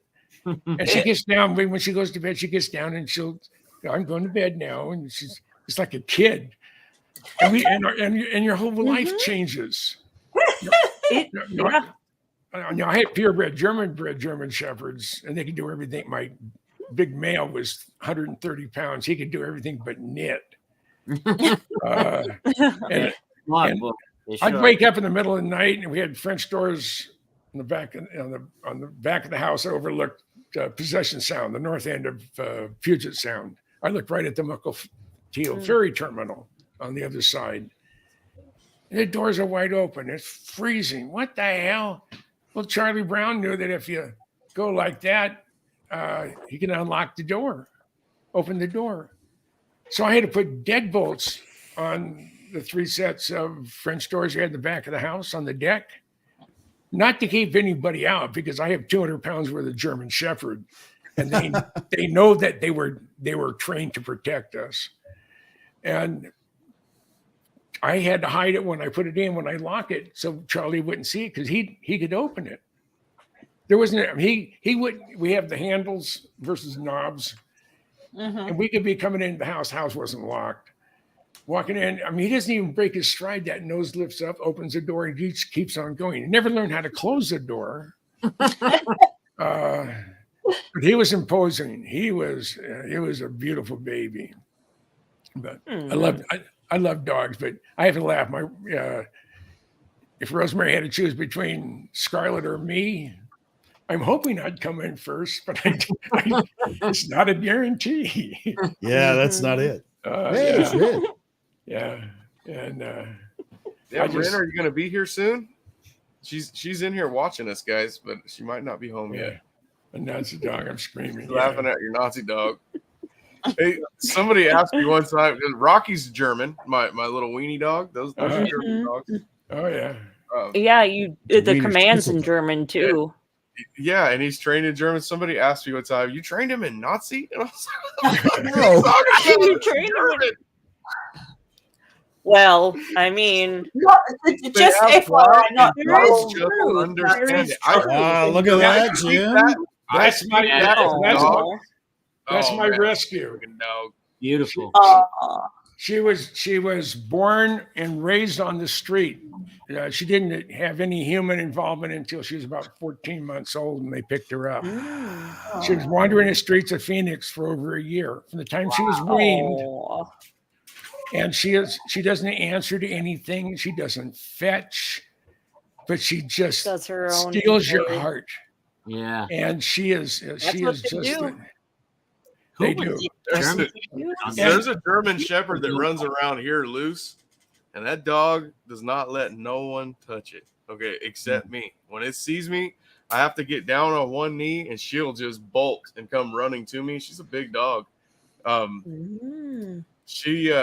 She came out over here while Jim was here, and I told Jim, let me kneel down and get her to come over here, so you can see her, and then she'll like you. And I went to kneel down. She seen Jim. She ran right past me and straight to Jim. He's just standing there.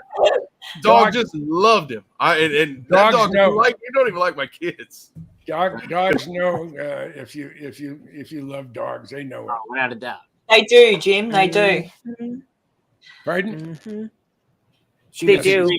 She was a Yeah, gremlin. she's I said they do. You're correct. Dogs do know. Animals know. Yeah. Animals know. yeah. And I'm surprised my two German-bred German Shepherds didn't attack my ex-wife. She was evil. And the one before that was the Antichrist. So, but I married her real sweetheart now, though. So, Thank God. Well, that's all that matters. yeah. Well, she Finally found that angel. Are you good hanging in this late, man? She lets me go on road trips. I mean, I drive a Corvette everywhere, and I love to dance, and I love music. I'm a senior citizen pothead. Don't drink. What? Yeah. Oh yeah. So You? I have to confess. I'm not pure. I don't drink though. I can't. After I had my I don't brain either. After I had my brain surgery, even this much wine in a glass will give me a splitting headache for at least 2 days. Ah, man, that sucks. And my neurologist, when I retired from Hawaii and I moved here to Tucson, I went to have a neurologist do an MRI on my head and see if there's anything modern technology can do to stop the headaches. And her assistant, who's also a neurologist, he called me up and he said, Jim says there's a reason why you have headaches.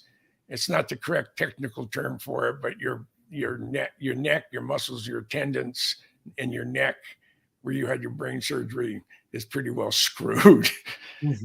But you're alive. And I said, yeah, I'm alive. So I guess I don't complain. But he said, there's nothing we can do. Said, what do you do to take away the little bit of headache that you always have? And they said, it's called cannabis. So works like a charm. Yeah, it's better than a hard narcotic. So yeah, I just I have some mushrooms I'm experimenting with for health. Yeah. The lady down here in Australia cooked some mushrooms for her family. That went well. Yeah, I love it. Kids today don't know the joy of vacuum packing your bud. I mean, I can remember back in the 60s. I'll let you take over for a minute. Be right back. Try to find someone that has can get you some weed. and you don't know if it's really Mexican skunk weed or if it's real weed, or if it's good or if it's bad. And then you'd have to walk around the block 3 or 4 times, making sure no one's following you. Then go down the alley and go a different way each time, and walk by the house at least 3 or 4 times before you have enough nerve to go up and knock on the door. Buy your stuff, then you go out the back door. Maybe you go down the alley, go over 2 or 3 blocks. Your car is about 3 or 4 blocks in the other direction. But you over here, and you finally get back. You make sure no one's around. I mean, you're not really suspicious at all.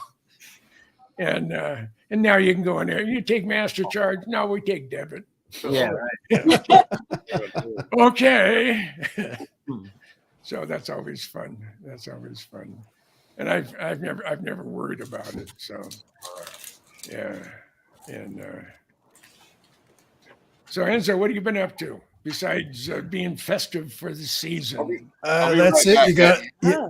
You have to wear a festive shirt for the season, and it's also good for construction jobs on the side of the road and things like that. Yeah, but panhandling on the corner of of course, who couldn't use a couple extra quarters? It's right. That's the thing.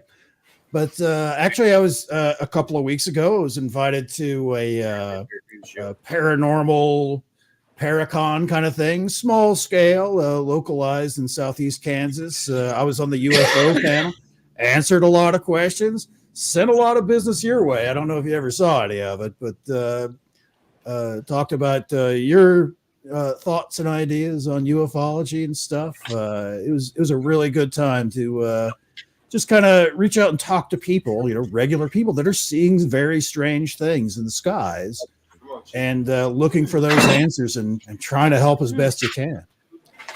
You know what just drives me crazy? I have been a spooky airplane guy since I was about 5. I got locked in the cockpit of the XF-104. That's a great story. Yeah. And but I've always loved it. I've been out in the desert at the fence line Area 51 or Tonopah Test Range on over 80, 85 different occasions over the last 40 years. And I'm always looking to the sky. And I have seen absolutely nothing that I couldn't confirm what it was. Really? Yeah, the first time I saw the F-117 coming towards me, it looked like it was changing shape, but because it was faceted and because of the way the sunlight was hitting it, it looked like it was changing shape when I know, in fact, it wasn't. I mean, I've sat in the cockpit of a 117. I've stuck my head down the suck-in doors on the top of the fuselage. I was the first civilian to photograph one. So, I mean, I spent a lot of time out there. It was about every 6 weeks I was out there for 2 or 3 days. And that was the regular thing. I'd either, pick up John Litter and I would go out, or I'd go out by myself, or John Andrews from Testers. Every once in a while, there would be Stu Brown from, at the time, Popular Science. And we had a group of guys, Michael Dornheim, who was the senior aeronautical engineer for Aviation Week. He was one of them. And we all had names.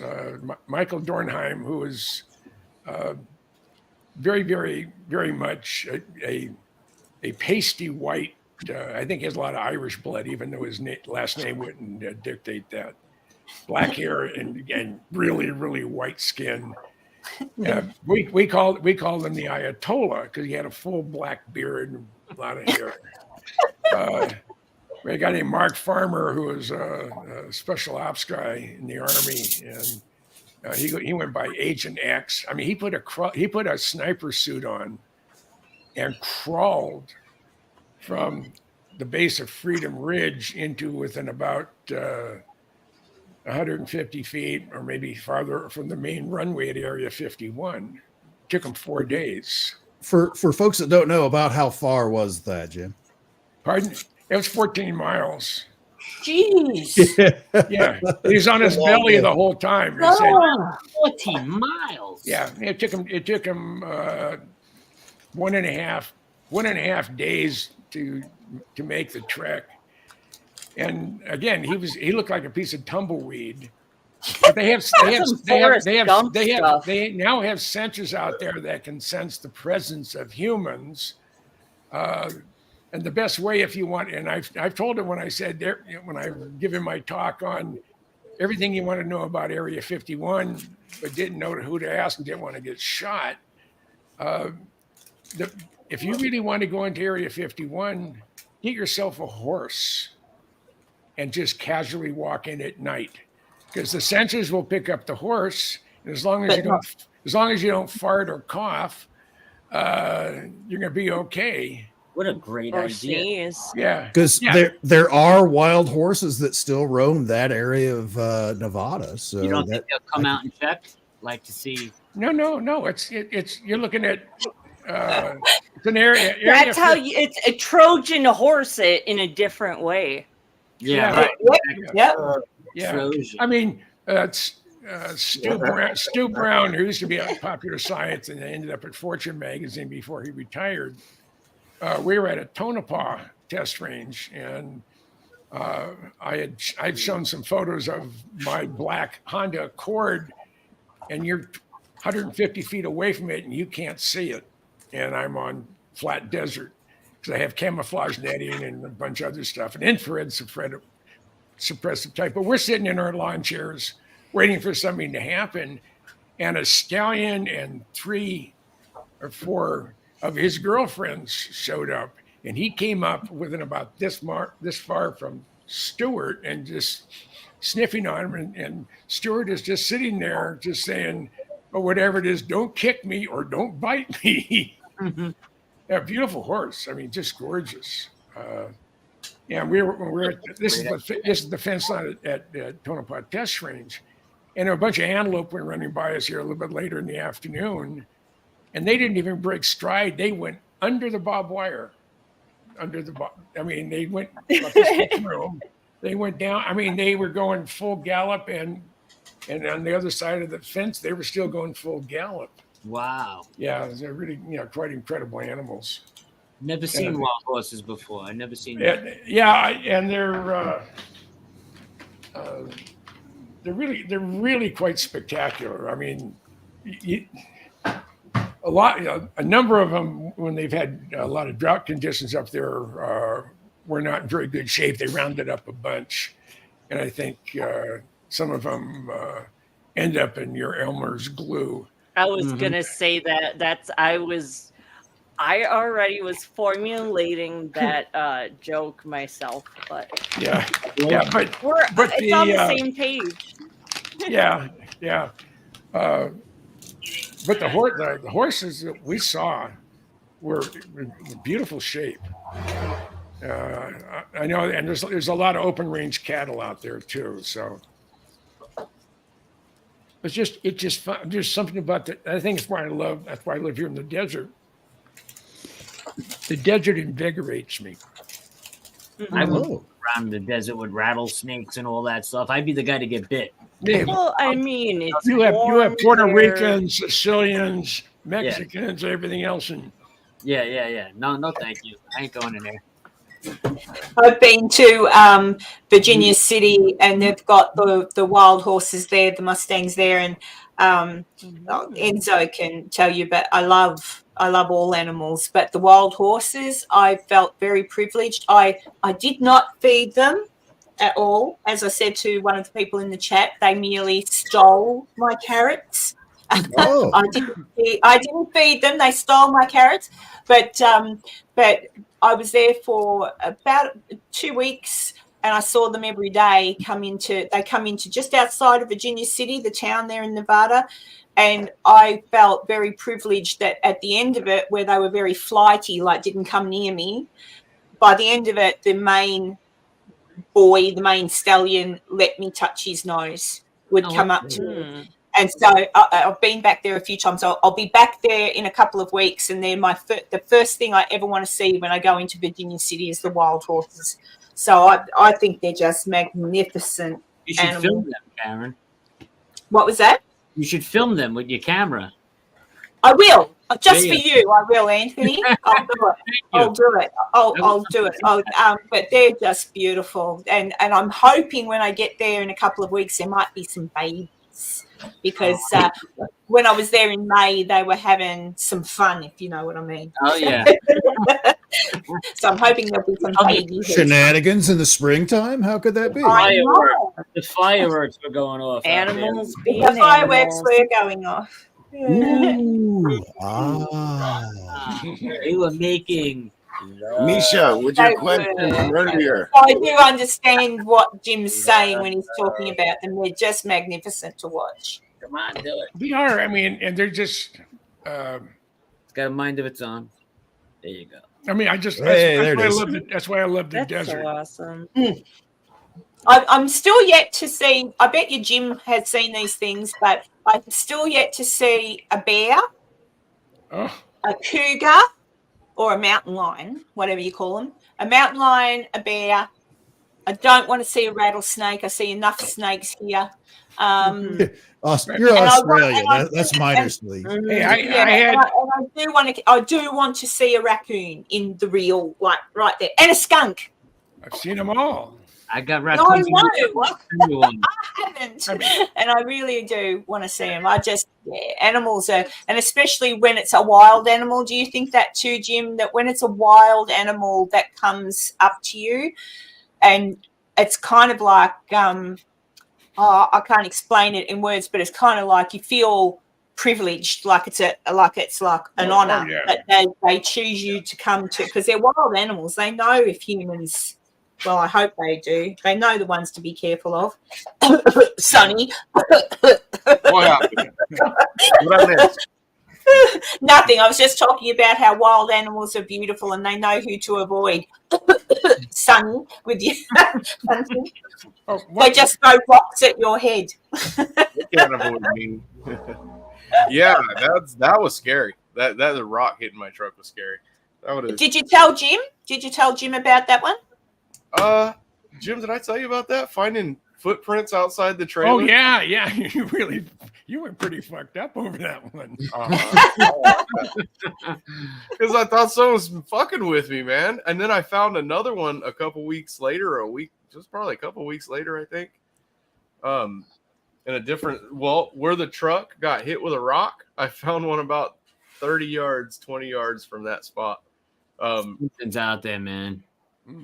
There's something out there. There's something out there that makes a big, huge, like human's footprint with no claws in the toes. It's just a human's footprint, but it's really big. There's something out there Is that Harry from Harry and the Hendersons? No, I don't know who I don't know. Nah, that's not That's Harry. me if I don't shave. It's a raccoon. It's a trash panda. I love raccoons. I want a pet raccoon. The Jack's Lynx. I know. I think.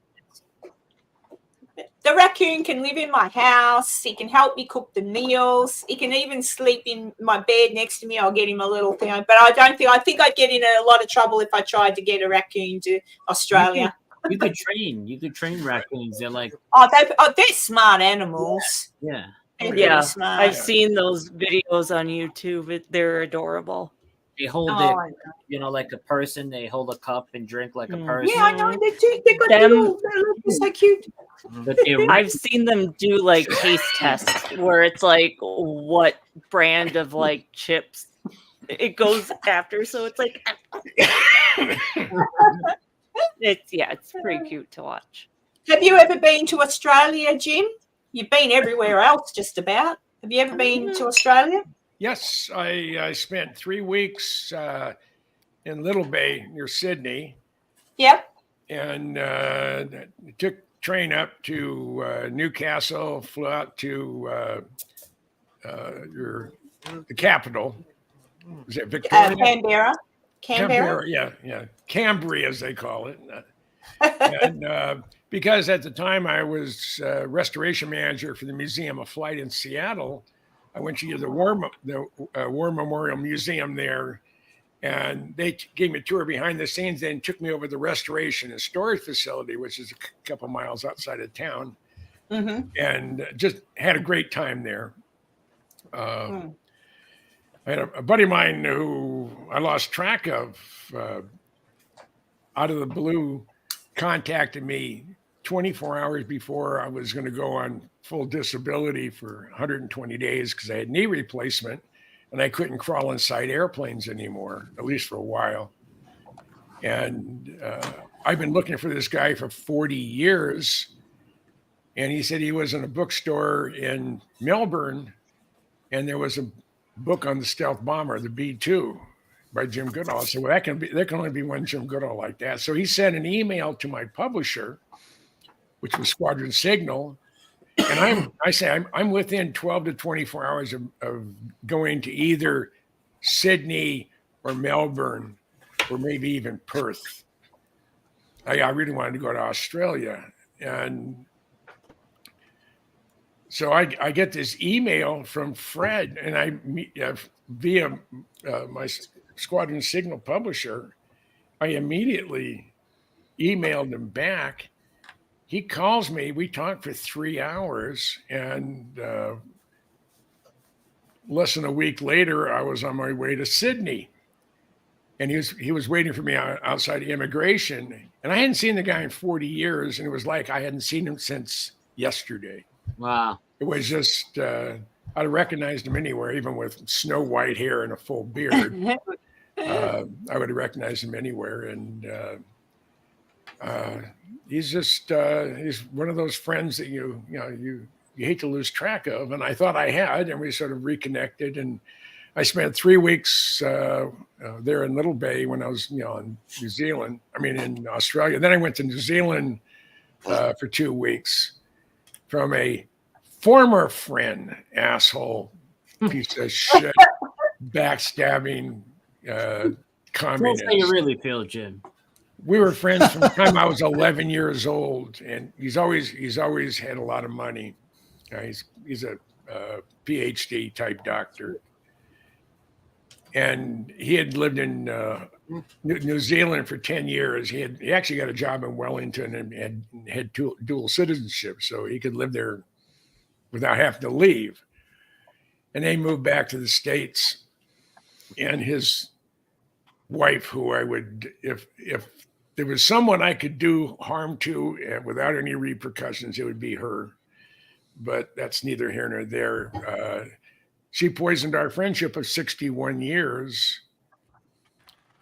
And he calls me up. He calls me up and he said, I promised I'd come down and visit you. Enzo got that. Visit you in the Tucson area before we move back to New Zealand. But our friendship isn't worth the price of the airfare. And I hung up on him. I haven't talked to him since. He wrote a letter on used paper. Now, the guy's worth a couple $1 million. Just the real estate stuff I know. Plus, he was that's probably why he's got a couple of $1 million because he's a penny printer. Yeah. And his wife hates America. And she's born and raised in Southern California. And I actually had to sit in my hands to keep from knocking all her fucking teeth out. She said that the sight of the American flag, such as Enzo's showing right now, makes her want to puke. And I mean, I had 27 years of military service. I offered to, I never saw combat. I didn't have that type of career field, but if called to arms, I was qualified expert on the M1, the carbine, the M15, and the 38, the Beretta. So I could have gone, and they had my name for 27 years. But this rat bastard, and this happened in 2017. Rat bastard, I haven't heard that saying for a while. Rat bastard. Yeah, it's because I'm an old fart. I'm 78, soon to be 79. And, that's all right. That's still a young chicken. I'm gonna live to be about 105, and I'll at least. I'll still be chasing women, I think. Hey, Jim, because you're into aeroplanes and everything, did you ever meet Chuck Yeager? Yes. I had dinner with him. He's a character. Oh, he's a racist son of a bitch too. Oh my Oh, God. geez. Oh. Whoa. And because of who he is, no one says, no one can say anything. And I had heard everybody said his new wife, Barbara, who was about 30 years younger than him. So watch out, she's a witch. She was an absolute delight. Oh, she was all right. Yeah. But despite the fact that he was like that, was he a nice fella? But he is funny. Oh, and you talk about he has no filter when it comes to really funny jokes that you really shouldn't tell in mixed company. And he was great. I didn't get a picture with him, but I took a whole bunch of pictures of other people standing with him. I was the curator at the time at the Pacific Aviation Museum in Pearl Harbor. But I had my boss, when I worked for the Museum of Flight in Seattle, my boss called me one day, and it was about 10 o'clock in the morning, and he said, hey, there's a luncheon at Future Flight, which is the other side of the Payne Field there in Everett, Washington. It's some fighter group from Korea. And they wanted someone from the Museum of Flight. And they said, you're as good as any. Will you please take me? I told him, I said, it was going to be you. And he said, all right with you? I said, well, yeah, free lunch? Sure. So I sit down, and I'm sitting there, and the gentleman sits down next to me, and he looks over, and I said, hi. He said, hi, I'm Buzz Aldrin. And I said, I know who you are. I'm Joe. I said, I'm Joe. I said, I have a question. Any truth to the fact that you saw aliens on the moon? And he just turned his chair like this. You could tell he was snickering or something, and came back. Didn't say a word, and then we just started talking about airplanes. Hey, I asked the vice president, general manager of the Lockheed Skunk Works to his face, just him and I in the back of a limousine. I was there for a book signing. And I said, Jeff, I said, how much alien, like UFO type alien technology is being utilized in any of the Skunk Works programs?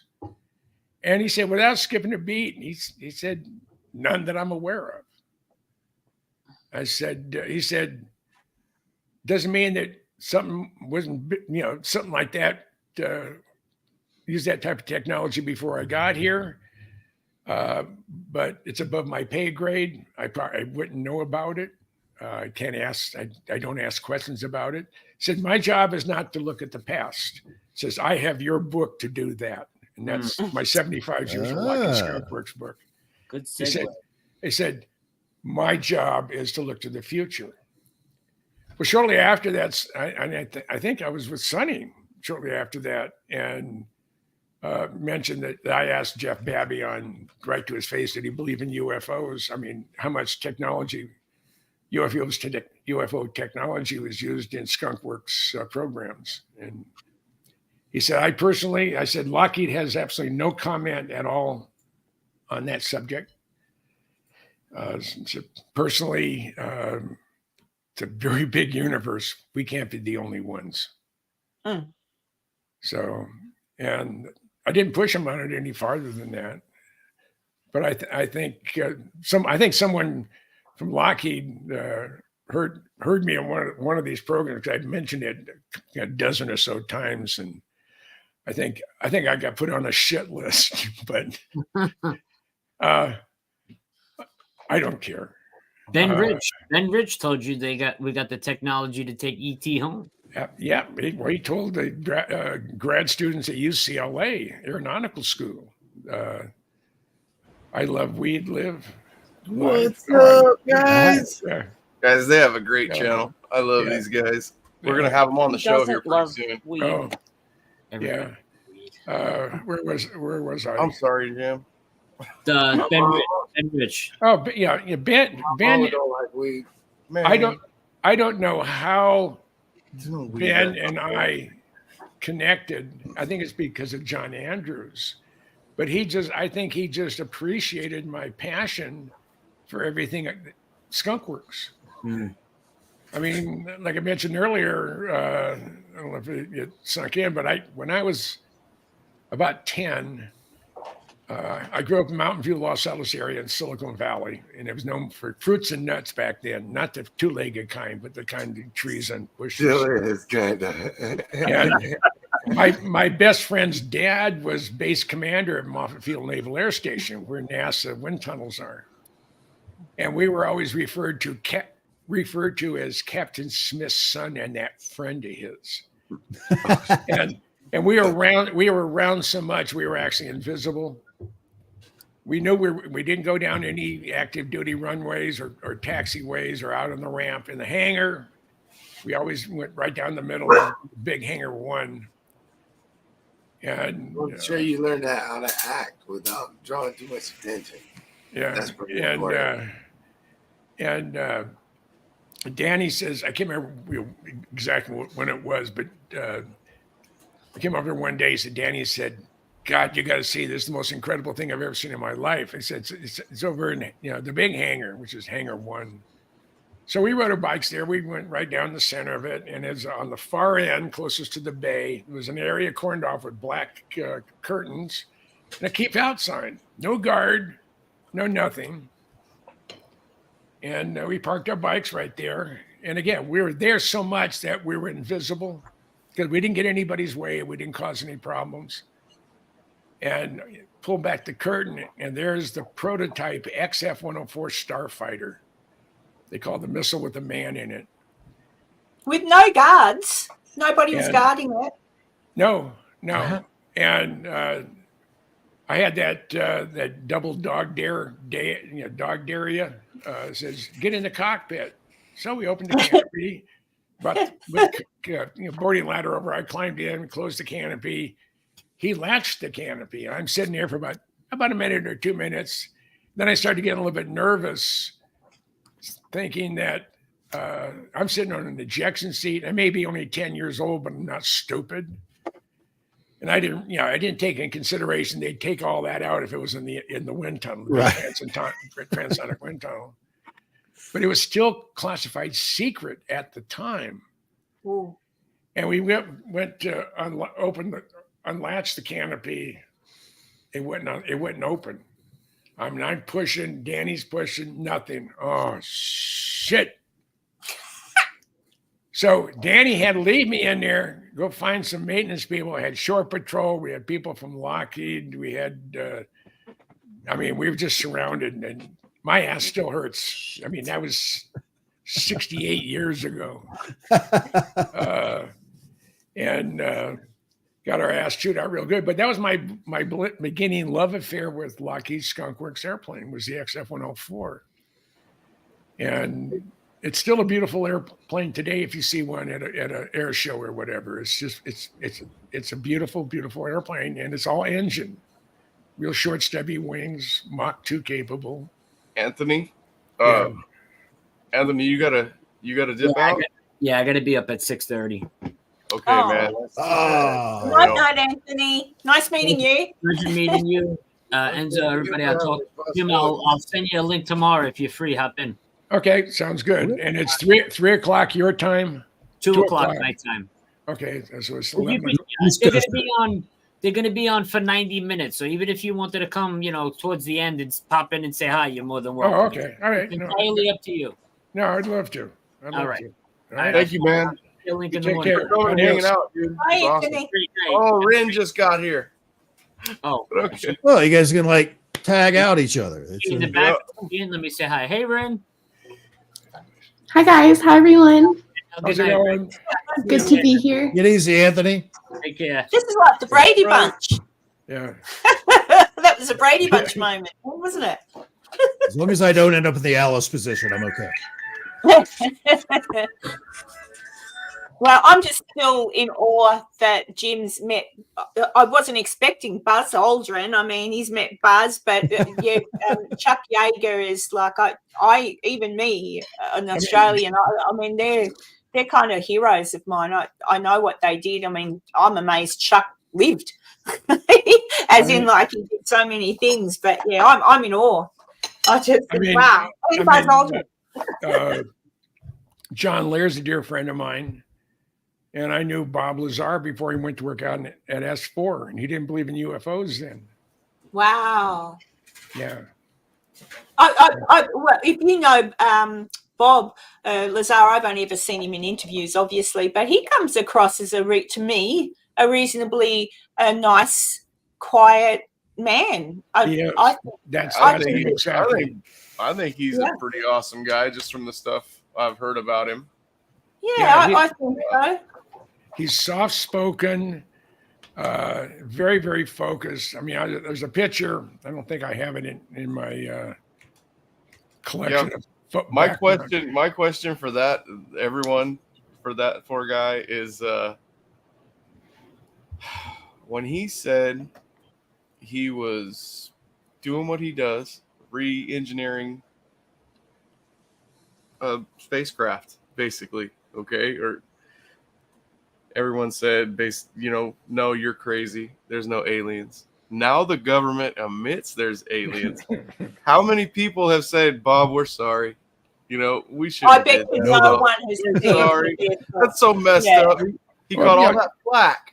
But then now that it's time, for people to say, we're sorry, in which they probably would, just so that they could talk to the man now. And I don't blame him. I wouldn't talk to nobody. I would be so mad, if I tried to tell somebody something and then Oh, there he is. Well, that's a nice. He actually looks well rested there, and it looks like he doesn't have a headache. He says he suffers from bad migraines when he gets stressed. So there you go. And poor fella, I feel really sorry for him. And this is the other character who I knew for 45 years. The bookshop. Yeah. John Lear? John Lear, yeah. That was in 2015. Oh, okay. I've seen pictures of him before, but he wasn't so chunky. No. We all get chunky when we get older, Sonny. No, I saw him. About 4 months before he died. Enjoying life. Before he passed away, and he didn't have enough strength to reach up across the desk. And I took a picture of him, and I told myself I can't show anybody this. I remember John Lear as a incredible man in his flying machines look, and the captain for Continental Air Service or Air America, and he was just. I'm blessed to call him a friend. When he died, his daughter Allison knew that he would want me to be part of his send off, and she didn't know who to call, so she called Bob. She said, John, Dad just passed away on March 30th of 2022. Who's the most important person we have to get hold of? First of all, he said, and Bob Lazar said Jim Goodall. So Bob called me at home, and I called. So, man, he was one of a kind. Half the time you didn't know if he was pulling your leg or telling the truth. Yeah. He still, when he died, when he passed away, he still held 15 world aviation records, flying around the world on his 16th birthday, and his dad's Lear 23 and solo. And he's type rated in 68 or 70 different aircraft types. He was certified A&P. He had every type of certificate you can think of as has to do with aviation. And he was a one-off. They decided this world could not handle more than one John Lear, especially with people like me hanging around him. And he's just someone you want to pick up the phone and just call. I mean, first time I ever saw an F-117, I was with John, but drove off the road. That was also the same day I met Bob Lazar for the first time. And it's just, everything's so interconnected. Nothing happens by accident. People people who are supposed to come into your life come in, Mhm. and people who people who are supposed to be out of your life are gone. Yep. And Right. it's nothing's an accident, nothing's by chance. Oh, it's just a coincidence. Bullshit. There's no such thing as a coincidence. Yes, just like that guy on TikTok. There's no such thing as a coincidence. Yeah, there isn't. Well, Jim, I wish have I a- was closer to you, Jim. I'd come over and have a cup of tea with you and get you to tell me all the stories about everyone. Make sure you put that all down, like all your stories, because I find that's one thing that disappears over time. Everyone's stories, just something as simple as that. You saying that to Buzz Aldrin and him turning away and sort of having a chuckle, and it's just marvelous because people like me who look at those people and hold them up as heroes, which I do. I mean, I grew up on that stuff and thinking how wonderful it would be to be an astronaut and how brave they were and all that sort of thing. And you don't know enough about them. Just you'd see all the newspapers and the glorified stories and people trying to make up rubbish stories about them. But then someone like yourself who knew you met them and like with Bob Lazar, like I just think those stories need to be written down and remembered and it's just I'm jealous. back in the late 90s, David Darlington wrote a book called The Dreamland Chronicles, where it interviews people who go out and spend time out in the desert. And chapter 5 is called The Elders, and it features one John Andrews from Testers, a model, scale model company. Yep. And one James C. Goodall, airplane nut. Who? And the whole chapter, and numbers mean a lot of things to me. I had my brain surgery on 128. Oh, my airplane, my 812 Blackbird that I worked on for 15 years was 128. And I was born in room number 222, and my birthday is December 22nd. Oh, so that's yeah. a lot of those repeating numbers mean a great deal to Bree. It even paid off for you in Vegas when we were there, where you saw those repeating numbers on the machine, and it started hitting, and it kept hitting, and you did pretty well, as I recall. It's magic. Yes. It's voodoo. I rubbed off on Enzo in Vegas. He got a fistful jackpot. of dollars, didn't he? That's where this picture came from. Where pulling off I took a couple that $1,000s out of that machine. Yep. Mm-hmm. Hey Jim, you don't happen to live near Nevada, do you? Pardon? You don't happen to live near Nevada, do you? I know Sonny's in California, so he's too far away. Unless he wants to come, I'm going to Virginia City. I'm staying a month in Virginia City. Oh, Nevada. I'm in the Tucson area, southern Arizona. Oh. And it broke a record today. It broke a record today. It was 101 degrees today. Ooh. On the 20th of October. Middle of October. Yeah. It's Tucson Gem and Mineral Show. Is, that's incredible. Because I'm in Denver, we go to the Denver Gem and Mineral Show, and I want to sometime go to the Tucson one. I've seen it on online videos, but one of my friends, I have a lot of friends that are women.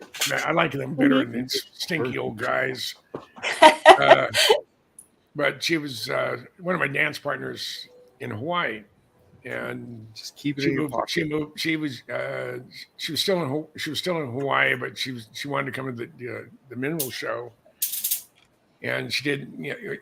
She started trying to find some place to stay, and she sends me an email. Where's a good place to stay? And I said, I said, we got a guest room here. So I think it was 2016 because I had my Corvette then, 2017, and it was incredible. I've been here. I've lived here for 10 years, going on 11 years now, That was my first time I'd ever been to the Gem and Mineral show was in 2017. Mm-hmm. And when I left Hawaii in May of 13, I moved here to Oro Valley, not ORAL, but ORO. Mm. So, yeah. But so. And when Jim recently, Richard Dolan did an interview with some folks that are working hand in hand with Bob Azar. They've Luigi. digitally, yeah, yes, that's fantastic. Luigi Ventinelli, I'm sure. They're out of Montreal. Yeah. Where if the folks in the audience that aren't familiar, I encourage you to check it out, and I'll post a link here in a second. Where they've done a 3D rendering of what everything that Bob witnessed out on that hangar floor with the sports model. And it's once they have it complete, and they show some still frames and a few fly arounds in Richard Dolan's show of the sports model, where you can actually, like, you're walking in the hangar and you can see it from Bob's perspective as he walked past. And you know, that one instance where he lightly glazed his hands over it and got yelled at about it, you know, that whole spiel. And the instances where he was inside the craft and the whole thing where it's all digitally recreated, where you can experience it pretty much how Bob did. I was just curious if well, obviously you're familiar with it, and if you maybe could enlighten us a little bit on the production of that. Yeah, when until I've been sworn to secrecy that if Luigi posts it on Facebook, then I can send it to everywhere. But I helped him a lot in getting photographs of specific support equipment.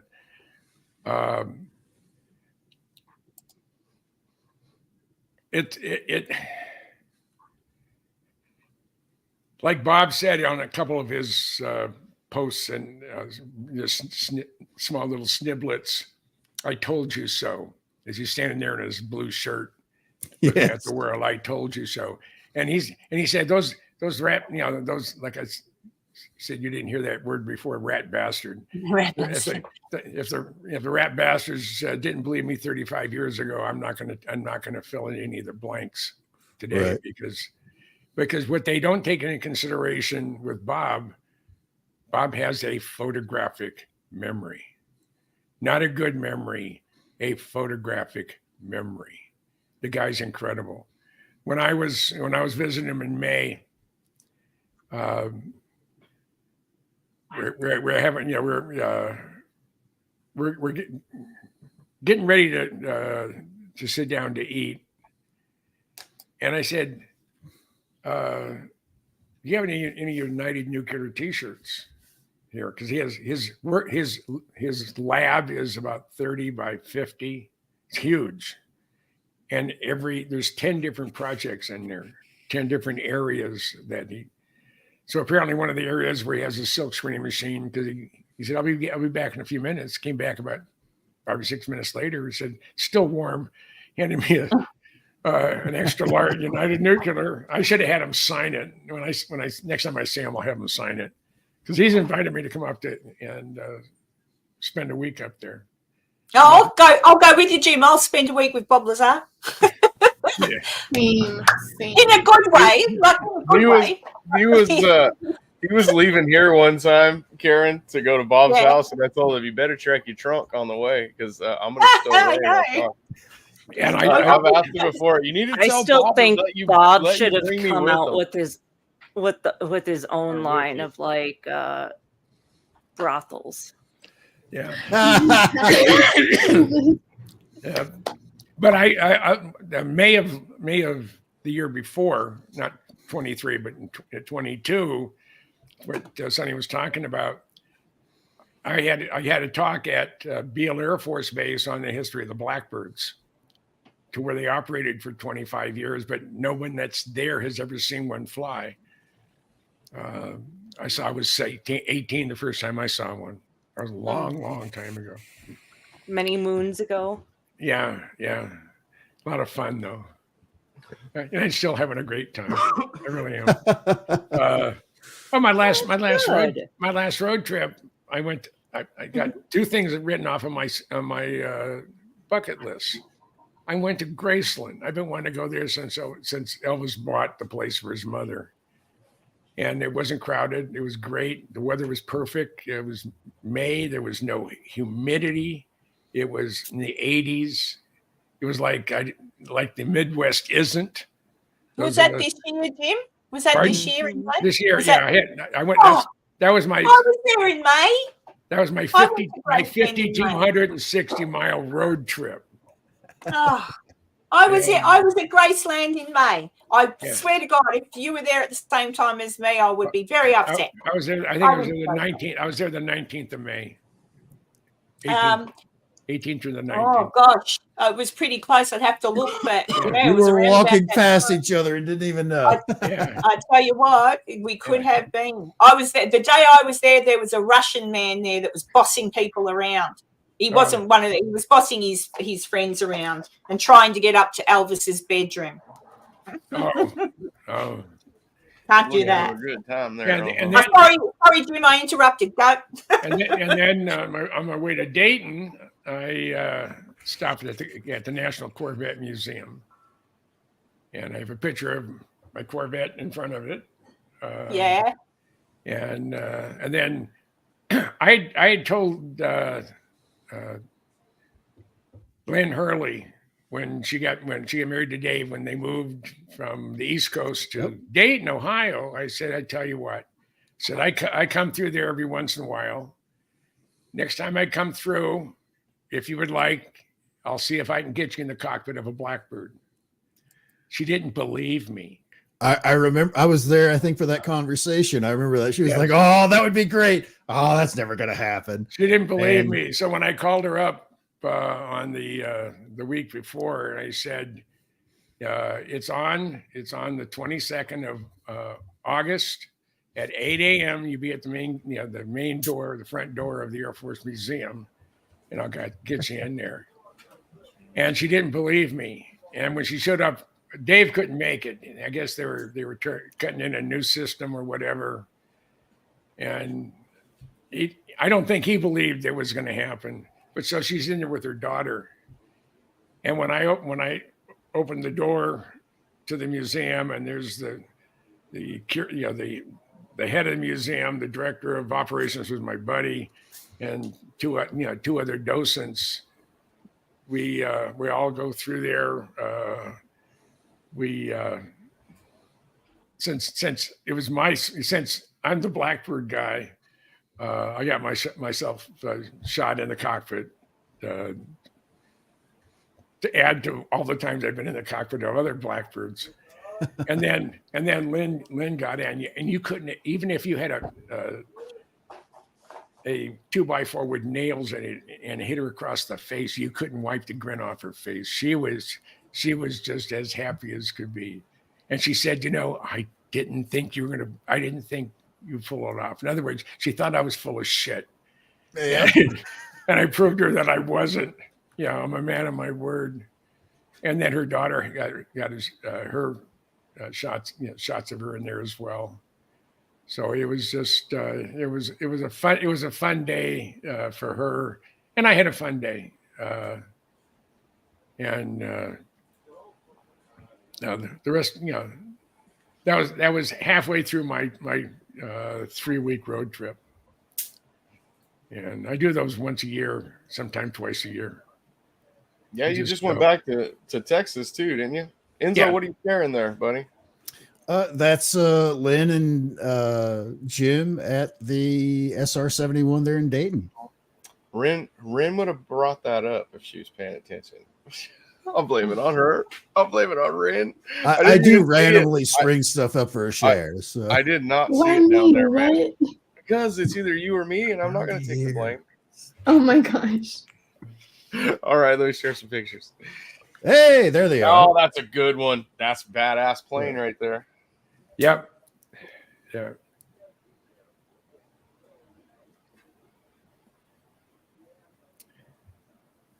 I think I'll have to snoop around on her. Oh, here she is in the cockpit, very excited as you can tell. Yeah, that was great. I'm just so tickled I was able to pull it off for her. That's fantastic. It had to have like made her entire life for that to be there. I'm just looking at Jim's shoes, the big red shoes. There's some nice kids there. I just ordered I have a brand new pair, Skechers. Yeah. They're really comfortable. They're really comfortable. Yeah. I've got a black pair of Skechers. Yeah, I have a black pair too, but I like my red ones. I like the red ones. So, and but I don't have a shirt like Enzo's. No. Well, nobody does. This is a very special ordered kind of item. Well, I'm a kind of a special order kind of guy. Hey, my 29th book hits Amazon and the bookshelves on November 21st. And what is that book titled, sir? Nautilus to Columbia, United States Navy's fleet of nuclear-powered submarines. I cover all 227 of them. Did you put a lot of pictures in this one for me too? 1,300. Oh wow!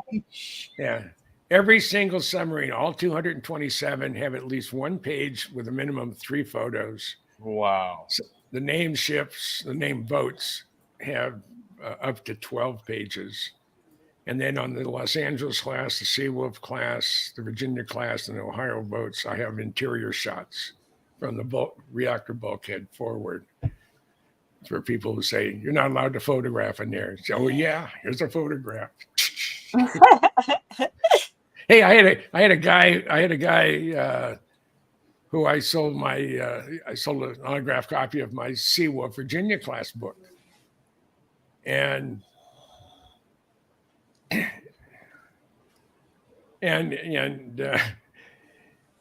he said, "How in the heck did you get shots inside the Connecticut?" He says, "I was a crew member on the Connecticut."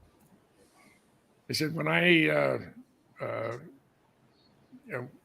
I came on board the sub as an officer, I said, you put your cell phone in a slot, and you don't use it. There's no need to have it underwater. If you're outside the submarine, you can use it. But inside that, because of the camera capability. I said, "How in the hell did you get in there with a camera?" I said, "I was." Hey. Oh, there it is. Yeah. Hey, look at that. Columbia class. You got to say, pull it up, Enzo. I was trying to do it without actually saying it, and nobody was paying attention. But there it is. You can go on Amazon right now and reserve the hardcover for this. This is amazing. Can't wait to see it. And my last book by Osprey was my 75 Years of Lockheed Skunk Works. And that's through its 4th or 5th printing. And for a $70 book, that's pretty incredible. So I think I'm above 5,000 copies sold. Pretty awesome. Nice. Yeah. And I hated term papers in school. But I wanted to be a cartoonist, and neither of that turned out right. And you can't see it very well, but right below is 2 of my submarine books. I will put this link in the chat so folks can have it. I appreciate that. Put that in your cart. I'm gonna go add one to my cart right now. Yeah, I'm putting you on the spot. Add that to your cart right now. And if I see any of you anywhere at a function or whatever, and I'm going to be there, and you have one of my books and you want it autographed, bring it. I'll sign it. That's true. Yeah. But I always have some with me, so if you really, really want one, I'll sell it to you. And I'll sign it, and I'll autograph it. And I get, what I get a big kick out of, and it's still, people are asking, will this eventually be on Kindle? Will this be something that eventually be on there? No, I know two Do of they my show books. pictures on Kindle? Because you guys would be Yeah. missing a lot. I have, That would be disappointing, but people are asking, is it available on Kindle? Not that I'm aware of. Okay. I haven't seen any printout saying that it's going to be on that. The 75 Years of the Skunk Works is not on Kindle. And there, I had just short of 1,200 photos on that one. That's 384 pages. This one's 352. Both of them weigh about 5.5 pounds. Wow. Yeah. This is your other book, the Fast Attack Submarines. Looks pretty fascinating as well. Oh, this all 227 of United States military's nuclear-powered submarines from the Nautilus through Columbia, which is the newest. There's some pages out of my book.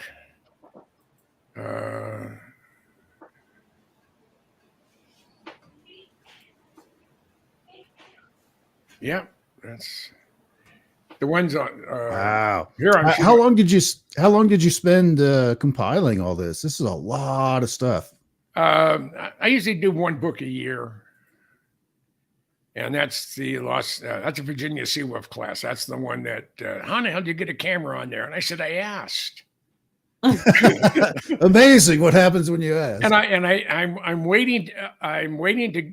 This is volume 2. Now volume 3 is on the Ohio class fleet ballistic missile submarines and arsenal boats, and I've already covered a C4 and a D5 boats, the nuclear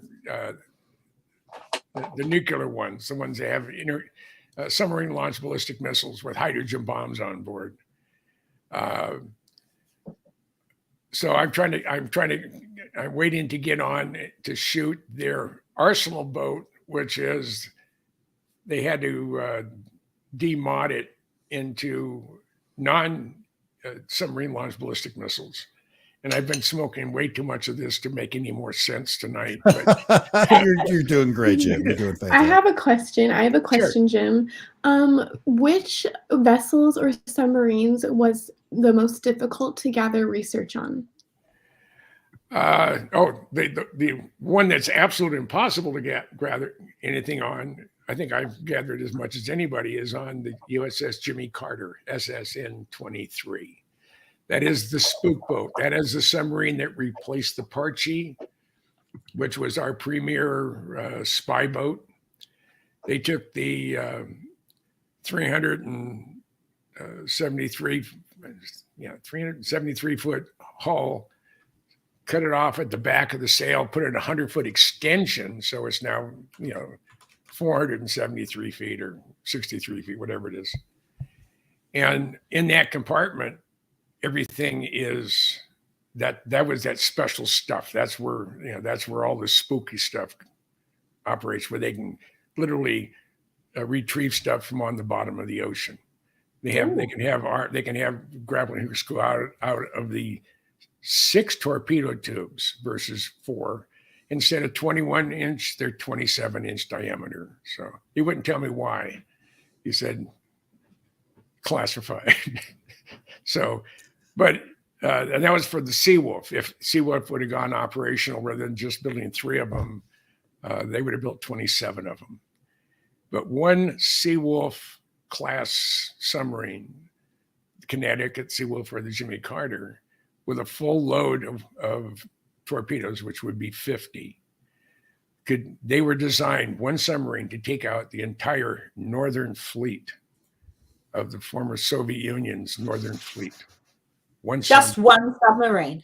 They're quieter at 25 knots submerged than our newest Los Angeles class Fast Attack. It's tied up to the pier. They don't make any noise. There are Chinese and Russian submarines, when they start them up, we can hear them in New Brunswick, or we can hear them from Guam. They're noisy. Yes, that's crazy. Yeah. Wow. Thank you for answering. Yeah. As long as we're talking subs, Jim, did you have a comment about was it last year or the year before, where we had a couple of different incidents with the Navy? There's subs in China waters apparently having some type of collision where there was obviously some structural damage to the Oh front no, of the it was fuel engine. the USS Connecticut was off the coast of Java. I think he said he was doing 28 or 29 knots at about 600 feet, and hit something that wasn't charted, and it was a mountain. And they did the same damage that the San Francisco did, where there was a fatality. And there's only 4 people on that submarine did not sustain injury.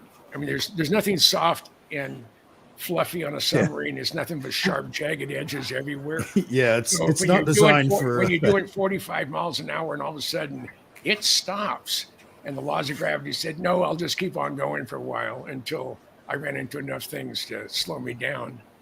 He said there was rivers of blood going down the main gangway. It was, but the guys were strapped in. The chief of the watch, they call him the cow. The cow, yeah. The other one is the cob, chief of the boat. He's the E9. That's his submarine. He lets the captain drive it and point it, but it's his submarine, and nothing happens on it unless you ask him. And that's the Master Chiefs run the Navy. And where was I going with that? I have no idea. It was. It's like squirrel, you know. You're right. Do you think it has anything to do with some of those homemade islands that China has kind of created or nothing? Is it just uncharted areas? We've only really, with any type of definition, surveyed less than 5% of the what's underneath the surface of the world's oceans, and most of those have been close to the continental shelf. Right. We've done everywhere we've been, we've mapped it, but we haven't been everywhere. When the San Francisco hit the seamount off of Guam, it was at 658 feet. They're doing 37, 38 knots. They had. We got a picture down below if somebody would like to pull that up. Okay. They had the access. There it is right there. Oh. Yeah. And it didn't sink. But the access area going to the radome, the sonar. That's crazy. You can repair it at depth. And they've been up a little bit higher. I mean, the less depth. I think they're about 400 feet now. And maybe, I don't know exactly. They won't tell me. But someone had been in there 15 minutes before they hit the. Damn. And the bow is about this thick, and it's HY80 steel. That means it will it takes over 80,000 psi to deform it. To start deforming it. It won't fail at that, but that's where it loses some of its strength. So those are HY80 hulls, and they hit it going 40 some odd miles an hour. It was like hitting Mount Rushmore, except at the base. They boom. Literally drove into a mountain. Yes, yeah. And the only reason they didn't lose the submarine is because the chief of the watch, who was at the ballast control station, and some of my photos, I'm sitting there at the ballast control station. He immediately hits the emergency blow, because no matter what, you want to get to the surface right away in case you're taking on water. At least you'll be up close. Everybody, guys can get off. But he said there was one person died, and there were, I think, 15 severely injured. When you go through flying through a machine shop at 40 miles an hour, you're not going to come out unscathed. Yeah. I don't care who you are. Maybe Superman, but not those guys. Hey Jim, how deep can a submarine go? How far down can a sub go? Well, it can go all the way to the bottom. It doesn't necessarily come back up. No. You can do anything once. Yeah. But safely. Yeah, when they leave the factory, General Dynamics electric boat in Groton, Connecticut, or Hunter Engel's shipbuilding in Newport News. It's changed names a half a dozen times in the last 20 years, 30 years. Those are the two places that build submarines. Where was I going with that? How deep can they go? Oh, yeah. Okay. Yeah. A Los Angeles class, they say test depth. They'll say 800 plus feet. I believe it's right around 1,100 feet. It's no big secret, but it's 1,100 feet. Mm. And there's really no need to be that deep unless you're running away from someone, and then you really don't care how deep you go as long as you can get away from them. A lot of times when you go down below certain levels, you'll hit an inversion layer, and sonar will not penetrate. And it's the same way. So the submarines themselves were the first operational stealth war machines, and they've been around 3 or 4 times longer than we ever thought about stealth on airplanes. Navy submarines have always been, ever since nuclear powered, pretty much early 60s, became more and more low observable or audible. There's denser water there. And everything in the Virginia class submarine is suspended from inside of a cage that's brought into the hull, and then that's hung with big rubber grommets separated. So there's nothing physically touching. Yeah. It's just absolutely amazing. Everywhere you look, you can see something that's been done to prevent any type of vibration being transferred from a piece of machinery to a human. And when they're going ultra quiet, and maybe they're trying to sneak up on the Russians, or they're going. They don't know. They're just going through some type of training every day. They go through something.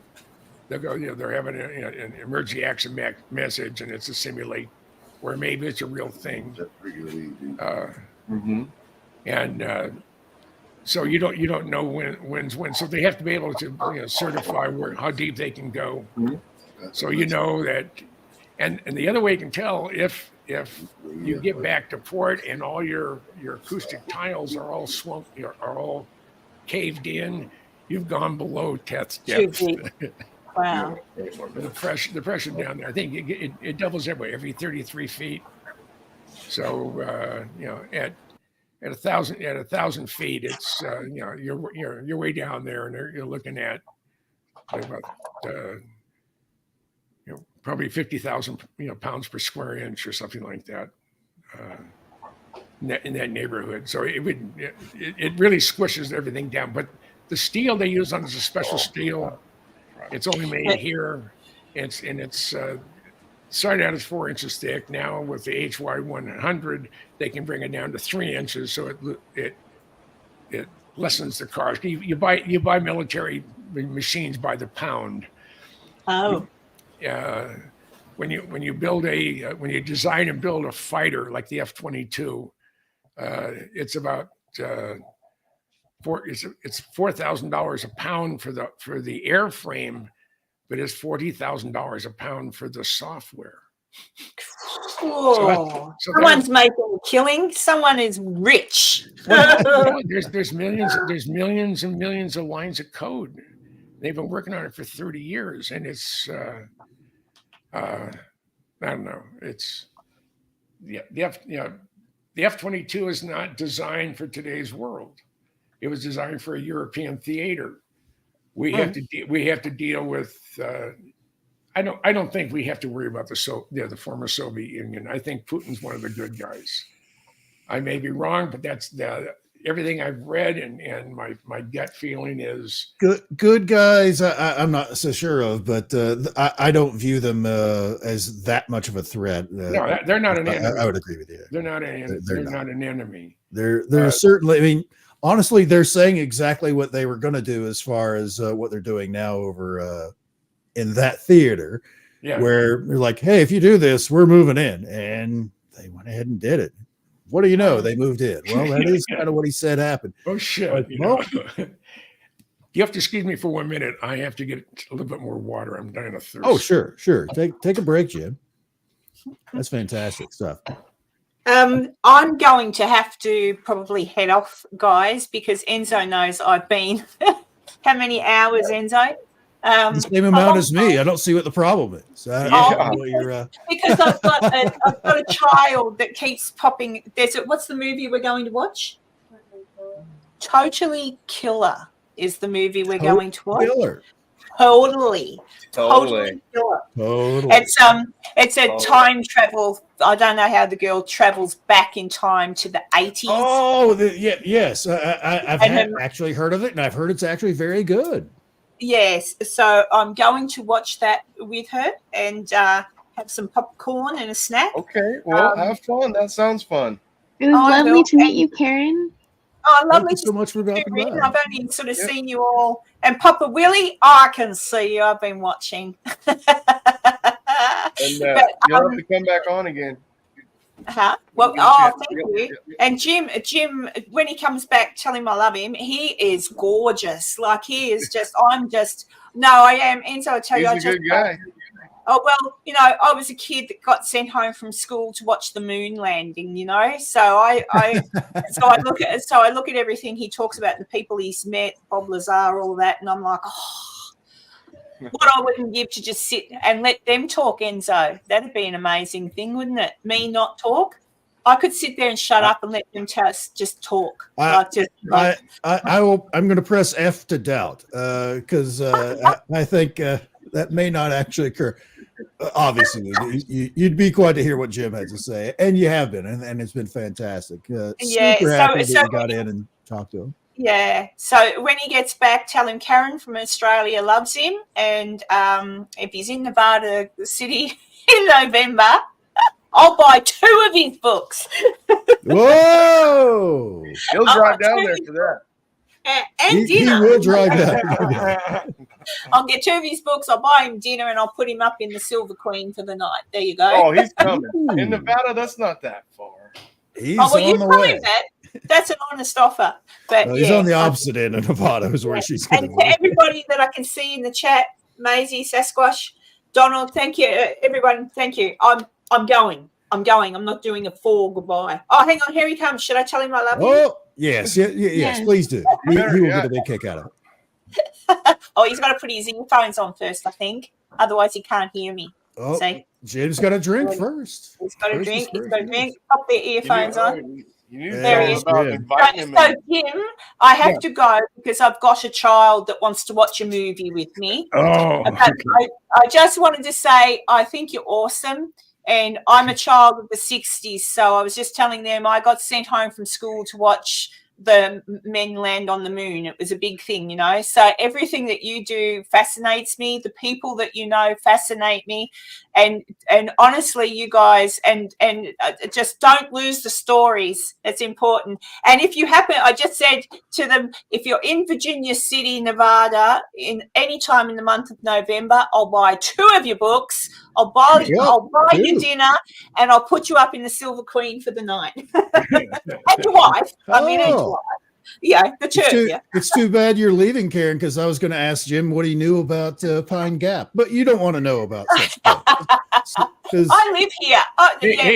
I had a friend of mine who worked there, and when in May of was it 2019? I think it was September 19. When the government announced that, and Tucker Carlson and a government spokesperson that craft not made of this earth had been overflying military installations, and I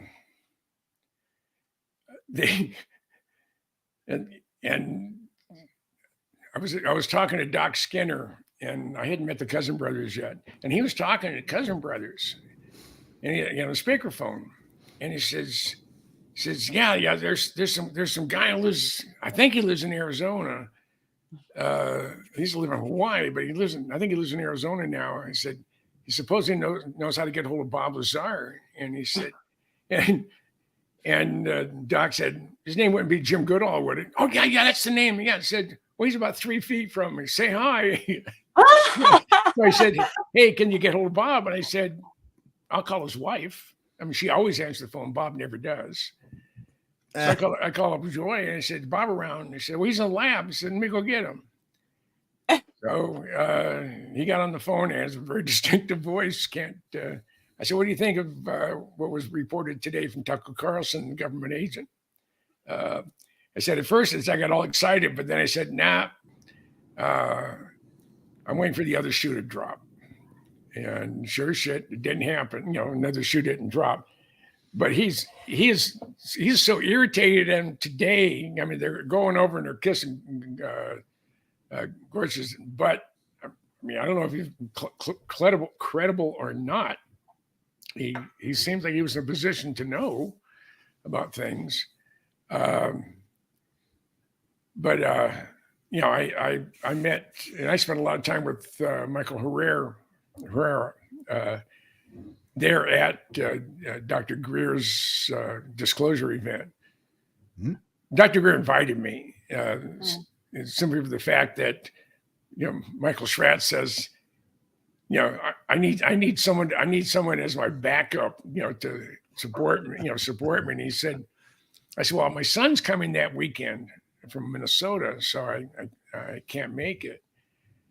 So this is like on a Tuesday, my son calls me up and says, hey, Dad. And I said, I have 4 major projects and they're all hospitals. So I can't walk. I can't walk. We had about 80 guys working for him. He's a construction superintendent. And so I called up Michael Schratt and I said, hey, guess what? He said, I'm coming. And he said, wow, I said, my anxiety level went from 100 down to 0. Thank you, Jim. So I spent the 4 days, 4 days with Michael, and of course the cousin brothers, and Greer was all happy to see me there because they know I was able to take the butterflies away from Michael and give him a little bit of a boost of confidence for a guy who's as good as he is, and no one is better than Michael of what he does. He is amazing. He has no self-esteem. He doesn't believe in himself. And I beat him up every time, and I tell him, I say, hey, you know, Greer hired you because he knew not to hire you would be a bigger mistake. That's true. And he wanted, and I'm the one who convinced him to go to work for Lockheed, and I'm also the one that convinced him to go to work for Greer. Greer can be an intimidating person. I'm not easily intimidated, and he knows it. I think my body language shows it too. I'll go work for Greer. Yeah, I'm sure I can clean something. Yeah. No, it's Grace is just a very, very focused, very, very intense person. And I mean, it shows everything he does. I think a person that prominent and, you know, that much in the public world, a number of people have said, God, why doesn't he get his teeth fixed? And that's not nice. And it is, there isn't a straight one there. I mean, it's just, yeah. Teeth are for eating. Yeah. So, so he wanted to go on submarines. It is an incredible experience. I was on an Ohio-class ballistic missile submarine going out on patrol, and they always go out through the streets of Wonderfuga, just like in the movie Crimson Tide. And they'll go down to test depth. They'll do a bunch of other stuff, make sure that there's no leaks, and they'll come back to Discovery Bay and your swim, and they'll offload all non-essential personnel, which I was not essential. I would love to go on a patrol for 90 days. I don't know. Is that something you could swing? I don't know. I don't know if I would go insane. But what I've Henry's done that before. Right. All right, take care. I have to go. Lovely to meet you, Jim. My daughter's right. actually standing there. All right, over yeah, me. you better go watch that movie. I better go watch that movie. Love you, Jim. Keep it up, and real say good. hey to me. Say hey to me in Virginia City, and I'll buy those books and all that sort of stuff. It's all good. Love you, Enzo. The offer's there for you. See you too. later, Karen. See ya. Bye. All right, take care. She's pretty cool. Yeah, but I've the pandemic stopped the last time, but I had requested of Navy to to take a Virginia class submarine leaving Puget Sound Naval Shipyard after refit, and going from Puget Sound to Pearl Harbor. And I'm gonna once my newest book comes out, I will resubmit that because I sent a list of about 25 Navy people, from the chief of naval operations on down. Every commander of every submarine squadron or group will get one of my Nautilus to Columbia class. So, and that should get a lot of visibility. I'm looking forward to that. And it's like a memory book. If you've been on a nuclear powered submarine for the United States Navy, I have a picture of it, multiple pictures. You may even find yourself in the picture itself, in one of the photos I've published. And it was just a lot of fun gathering information. I put that together relatively fast. I did that in less than a year. My 30th is pretty much already done if I decide to go forward with what I think about doing. I've interviewed everyone. We're out in 3 minutes. Who ever flew a Blackbird for the first time. I'm the first guy to fly the A-12. I interviewed Lou Shock. I interviewed Jim Eastham, Bob Gill, and first guy. I interviewed everybody who crashed one. A lot of those. Guys who designed the engine, guys who did electronics. We do. And I Ben Rich. I have a thing of Kelly Johnson. And it would be called Interviews at Mach 3 Plus. And I interviewed Bill Park. I'm the only person who ever interviewed him in his entire life. Hey guys, we're gonna end the show in like 2 minutes. So, no, we only talked 3 hours. Fuck. Oh, Jay's disappointed. Can you post? Can you put that link up for his book again? You posted on there in chat, Enzo. Oh, you're muted, buddy. I can't hear you. No, I got it. Okay. By the way, Henry, thanks for coming to watch the show. And the book, Jim. Yep. One more time before we go, I want to get that out there. It's on Amazon, right? And what's it called? It's called Nautilus to Columbia class, the United States Navy fleet of nuclear powered submarines. It's hardbound, landscape format, 9 by 10, I think it's 9 by 11 or 9 by 12 format. And unlike some of my other hardbound books, these are printed in India. Their bindings are very, very good, and the color reproduction is great. But it has right at 1,300 photos, about 45,000 words of text, most of them photo captions. And I cover every nuclear powered submarine ever built or under construction for the United States Navy. So if you're a Navy bubblehead veteran and you want to, you get this book, you're going to find your boat there. You might find a picture of you there. Oh, that's pretty awesome. So it's like a memory book, because guys aren't always on one submarine. If you spent 20, 25 years on submarines, you may have been on half a dozen different boats. I know guys have been nobody's going to get in trouble for taking pictures of parts of the submarine they're not supposed to, like that gentleman a few years ago. Oh no, that was with the Walker brothers. Oh no, the guy back in the maneuvering room. I asked. Yes. I said, I'll go back there without a camera, but can I go back? Will you give me a tour back there? I said no. You need a top secret clearance to go down back there. And that's where that fella got in trouble a few years back. And where he only showed it just two or three friends, but somehow the word got out, and he didn't Do you deny have- it. Do you have anything coming up, Enzo? I don't. No? This is it. Just hanging out with you guys. Yep. And I don't think me and Ren got anything coming up yet. As far as a guest.